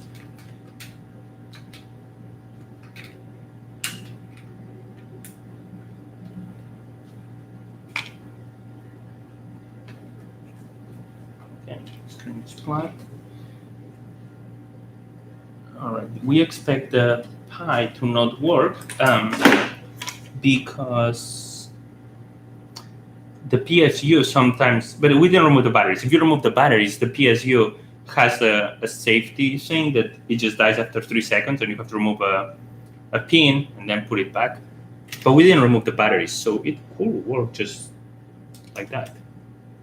I'm gonna turn it on. Let's see if it works. Oh, here is the screw that I dropped earlier. Good. Don't need to worry about the dock here in it. What do we have here? It don't work.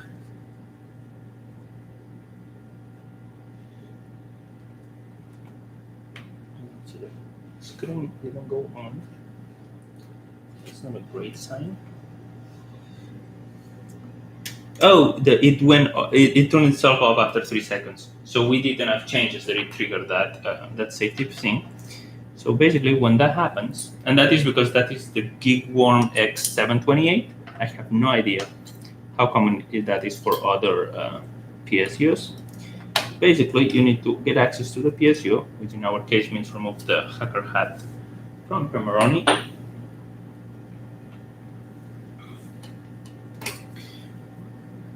Remove this pin. You can't see it, but remove basically a jumper. Then you turn it on. Now it will stay on. But this pin, don't call me on it. It does some safety thing. Maybe allows it to self-turn off at 3 volts. It does something for. Yeah?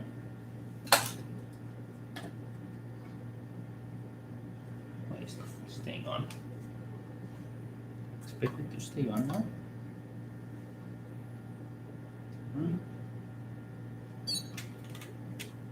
Immediately dies. Did I use all the battery maybe?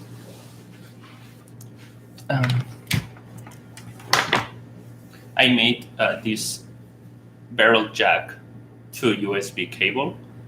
So basically you plug the PSU barrel jack port to any available USB. Now it should start charging. No, but it says it has 2.5, 3. Yeah, it's at 75%, so it's not the battery is being too low. The reason that it's dying. Yeah, it turns on and immediately dies. Well, we have some issue here. I'm gonna remove the batteries and put them back. In case, I don't know, maybe they got shook or something during the unmounting. That one there. And that one here.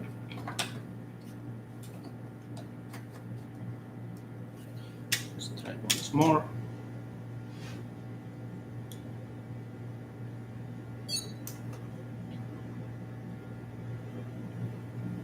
Oh, that was it.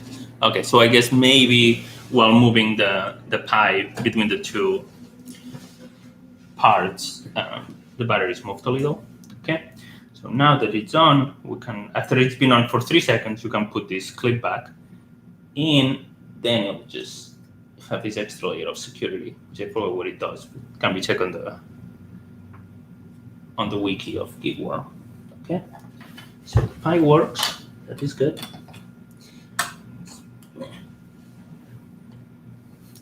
What about the Nook?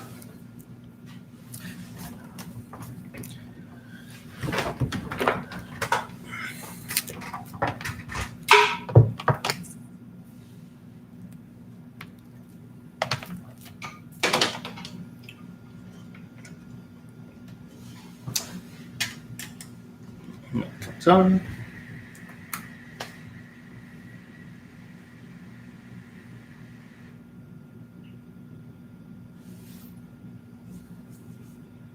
Yep, Intel Nook. Okay, so we have both computers on.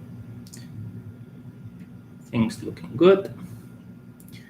Now it's gonna be screw galore.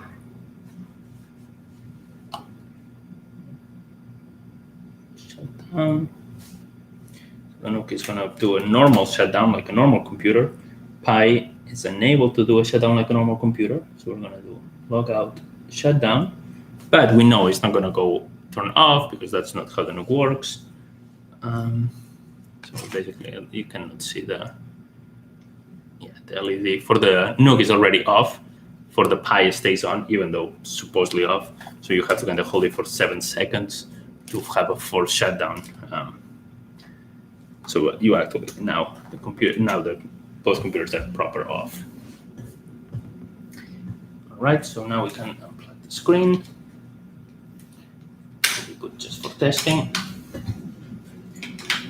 and proceed to the final mounting.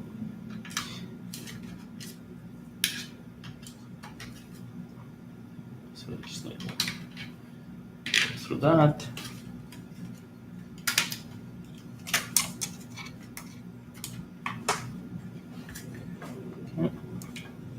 there. And now if we did plug the fan, which actually makes a difference. I'm surprised. And make sure that the cables are not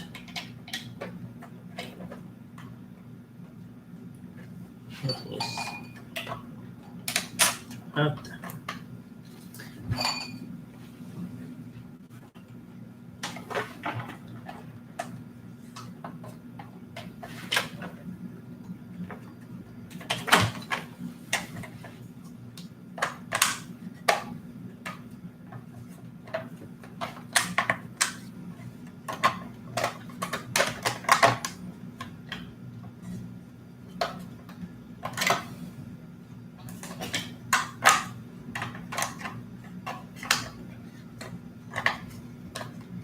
Because basically you don't want to be clipping any cables, because otherwise, when you start tightening screws, you will end up smashing a cable and breaking something.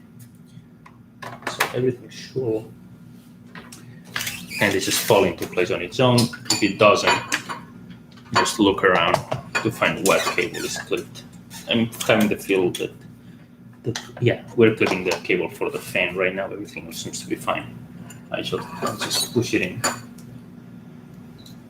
I don't know what I touched, but the pie just turned on. Something is wrong. I don't know what is it.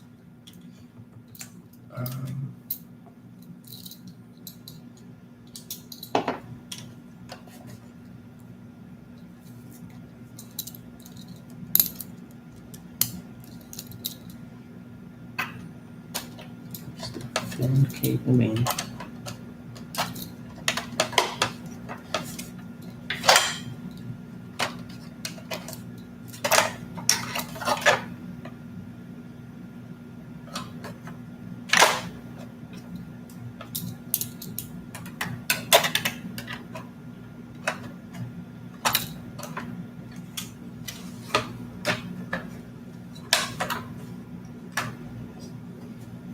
Okay, that's just fine.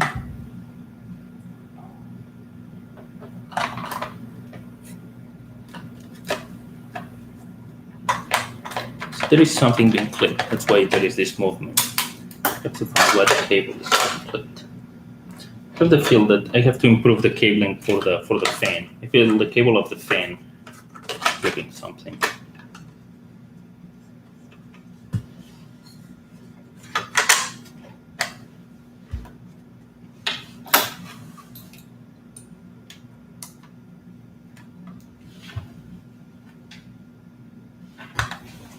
From the side.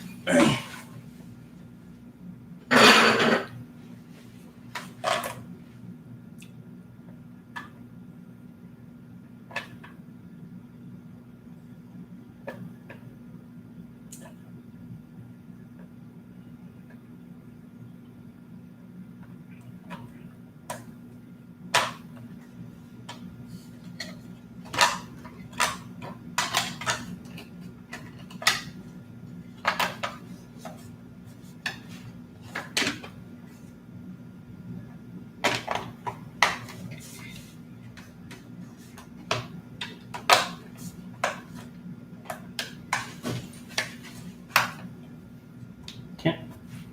All right, I think now everything is falling into place. So we'll tighten a few of those screws.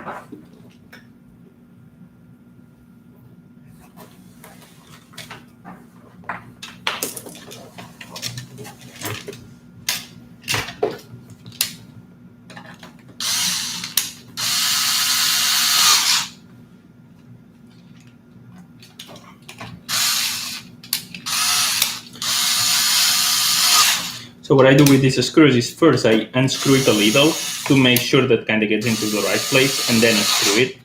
Because if you screw right away, sometimes they kind of go at an angle and not damaging something. Screen, which we need the back panel for that here.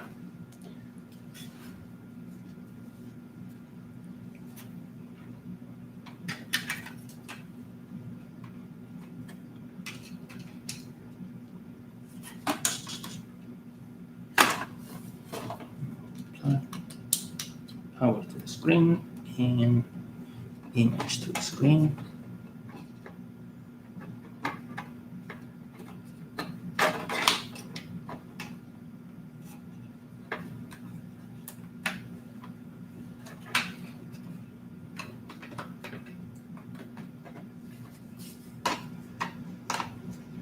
Okay. There's a couple of screws on.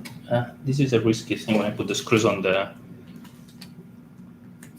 hugger hat, because half of the time I end up dropping them into the fan, or basically they just end up inside, and I have to undo the whole thing. Okay, success on the first one.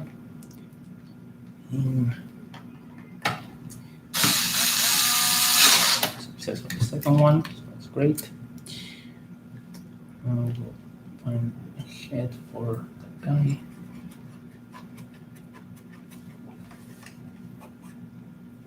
Okay. Yep. We need the adapter.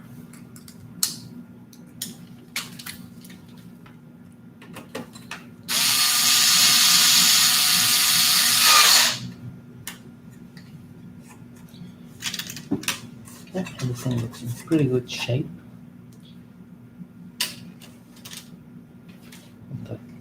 Is the screen working?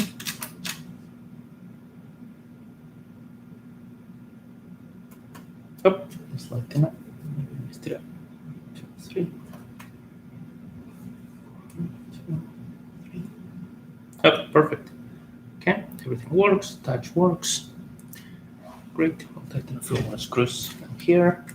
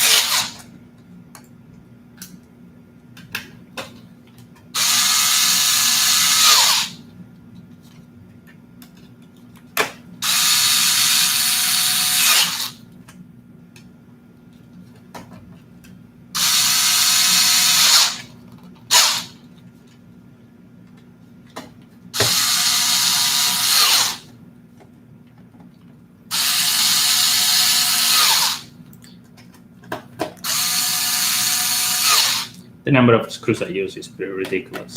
That should be 3 or 4 total. I just get excited when I'm in Fusion and start putting a bunch of screw holes.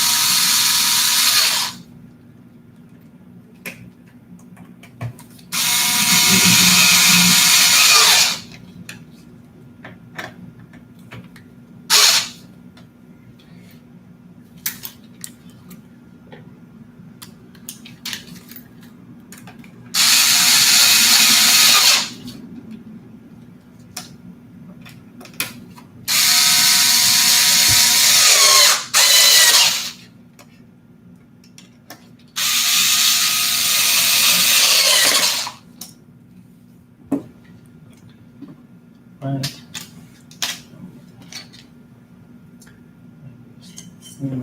M2.5 for here. The back to M2.5 here. Probably M2.5, 8 or 10 should be fine.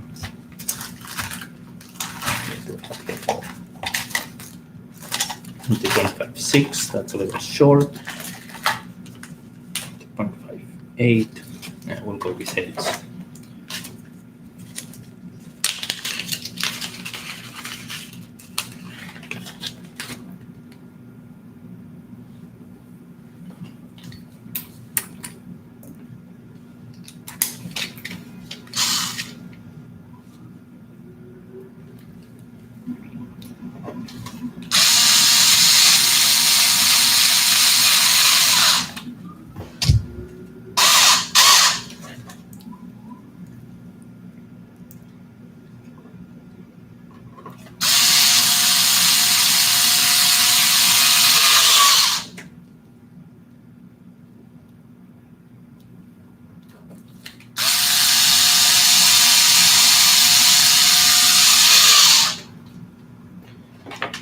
we'll put some M36s on the back to hold the top of the back bay.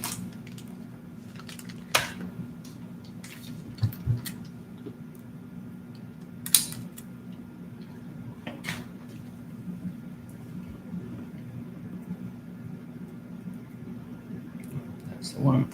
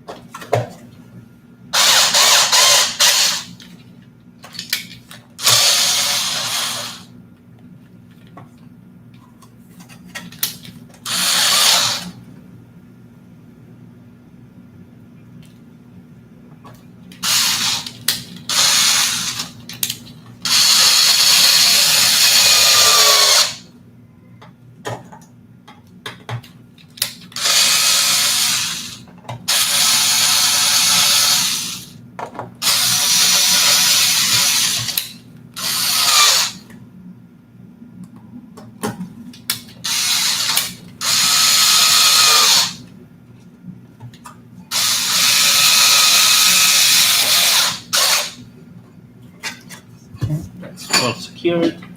We'll put a couple of M3s on the empty holes remaining.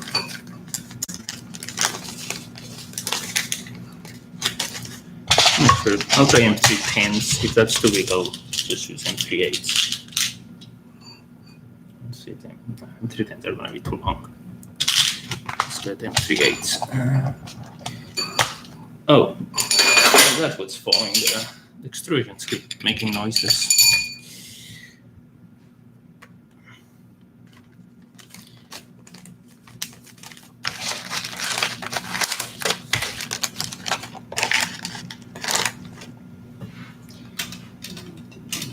We have the back of M38.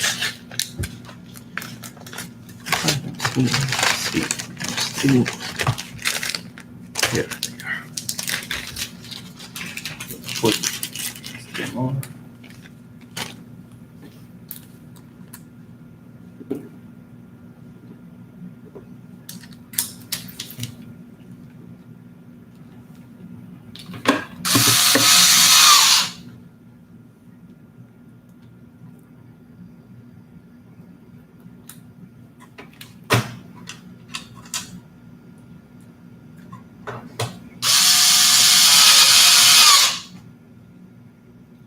They should seem to barely be getting any threads in, so I'm going to try the 10s. Get a better grip, maybe. I guess it starts to be a little ugly, the number of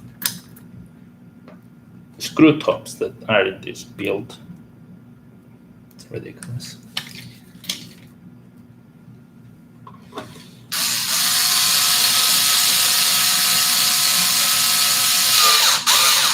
Yeah, M310 seems to be okay. Let's try here. Yeah, let's try some M310s here too. See how it goes.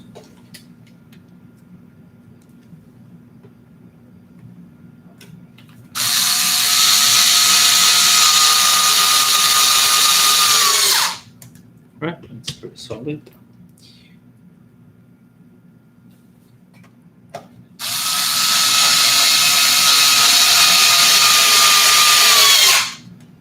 Of course, I forgot the panel with the LEDs, so we're just going to install it now. It's the female section in into it.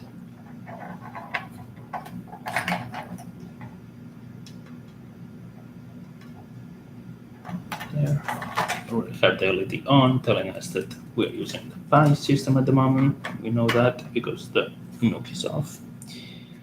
Then that clips into place, but there are holes to add a couple of M2.5 screws, which we'll add since I'm just putting all the screws this time around.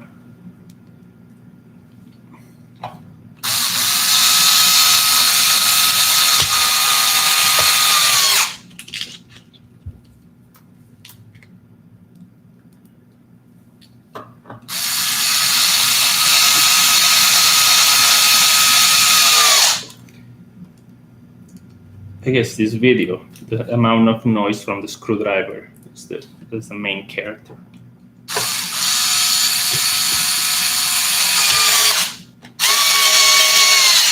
But doing all that with my wrist, it's just torture. Especially because I end up doing always with the same hand. It's not that you do half and half.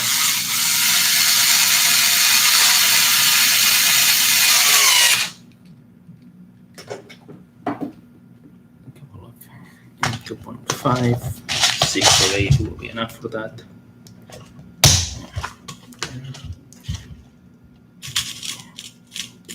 Doing 2.5 sixes. 1, 2, 3, 4.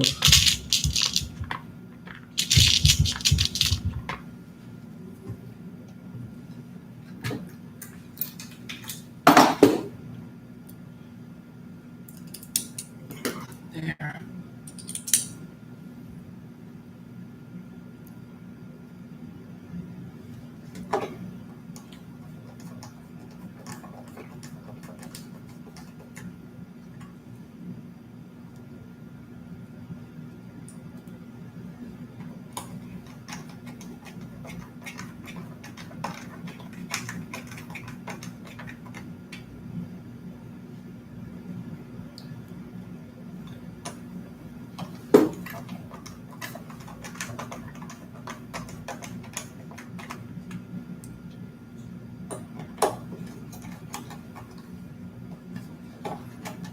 I wonder how this computer will look on a metal detector. Let's do some weird shape. Plug the ribbons.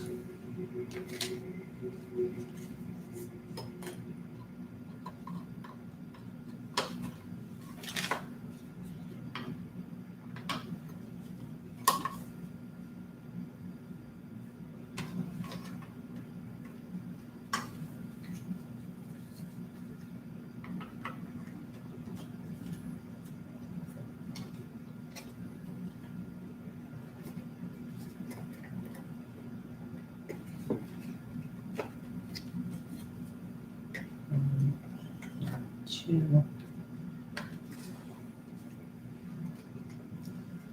I do something wrong? It's weird. I'll run a reboot. Log on, reboot. See if that fixes it.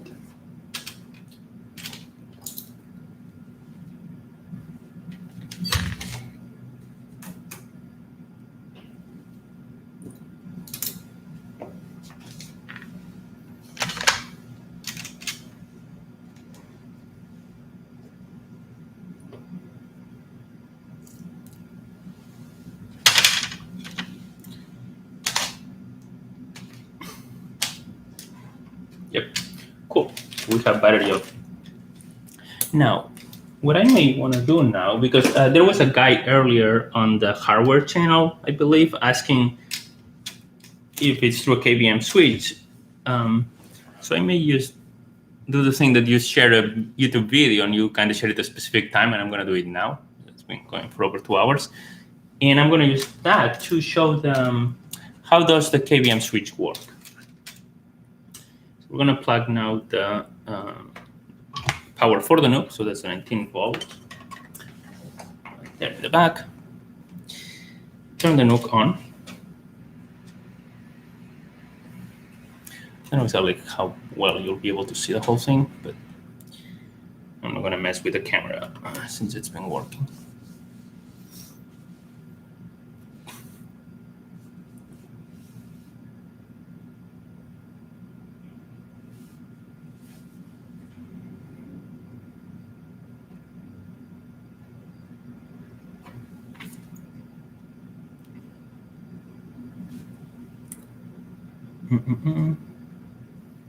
Oh no, no. Oh, cool. For a moment I thought that the HDMI cable to the NUC maybe was loose or there's some issue. Okay, so, and if you're very good, you may be able to, I don't know exactly to which point you can guess the password because I'm using layers. Oh, you're improving your streaming, Blasto. All right, so now we have two computers inside and both are on. We are running a NUC on a 19-volt line, and we are running a Raspberry Pi on batteries. I built a cable that does a USB-A to barrel jack, which charges the NUC, that charges the Pi, just plug to the power on the side. But we're not using it. So we are running one computer on batteries and one computer on power line. And we can use Windows. We have here Windows 10 with whatever applications, Google launch Discord or whatever.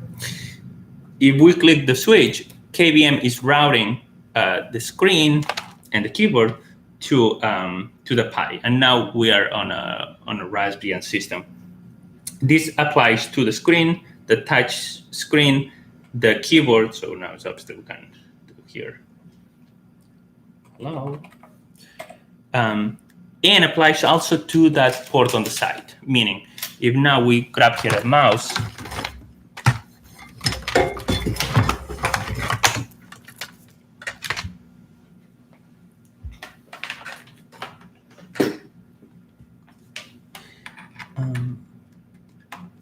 The mouse works, I don't know if you can see it moving there. I'll move the screen to make it easier to see. So the mouse now is working with the Raspbian system. Once we do switch, the mouse will work on the Windows system. Now we're using Windows. And I don't know, let's just launch Discord, for example. And so basically what we have here is two systems running at the same time, which is convenient. For example, you can run a server on the Pi in the background while you do something on the Windows computer. Of course, you can have SSH from one to the other, and basically anything you will be able to do. And furthermore, we have the back bay, where which is really just a USB port. So you can actually use it for anything you will use a USB. But the neat thing is once you plug a Raspberry Pi, a 0, it fits very neatly there. And then you can run a third system, and you can SSH locally from the NUC because it's plugged to the USB NUC, and the Pi 0 allows for this local SSH, or Wi-Fi if it's a Pi 0W from the Pi. You can obviously, you have access to all the ports, so you can, of course, just plug locally stuff here to the USB. You have two USB 2s and one USB 3 available, the Ethernet for the Pi, and the ports the NUC has, which is the USB-C, USB-A, and audio jack. And I think that's all. Everything worked pretty well. We have now the perfect fit for that USB port, which was very loose and poorly on the private version because Amazon sends a different one than the one I was using originally. And we have a much cleaner back bay, you're able to see here, but it basically folds this pattern with the ridge. Before it was just flat top, and that had a lip, which I didn't like. So that is clean. And we print the whole thing without support. So it was a mistake, it wasn't my original plan, but it's been okay. So it's, I guess that you call it better design, print without support. Everything works. And I think I'm gonna call it a stream. There is some chat, I'm not sure. Let's see what's the chat, and I'll close the stream. What if you made a little mouse the size of a Pi 0 with a cool dock in the little slot for the Pi radio? But if I put so bye. Yeah, so Blasto, something that is not great. This is fine for things like a radio, and you plug your headphones to it. It's fine for things like a LoRa device, and you plug here, and then you can run and have the antenna go up. It's fine for things like that. It's not fine for things you actually want to use while using the MSG because it's on the back. So if you had a mouse or a trackpad there, it's going to be very awkward to reach for use in that sense. But it's very convenient for plugging headphones or to do things that you SSH from another device, like plugging a chip that has a LoRa, but you pretty much just operate all of it from the Pi or even the NUC.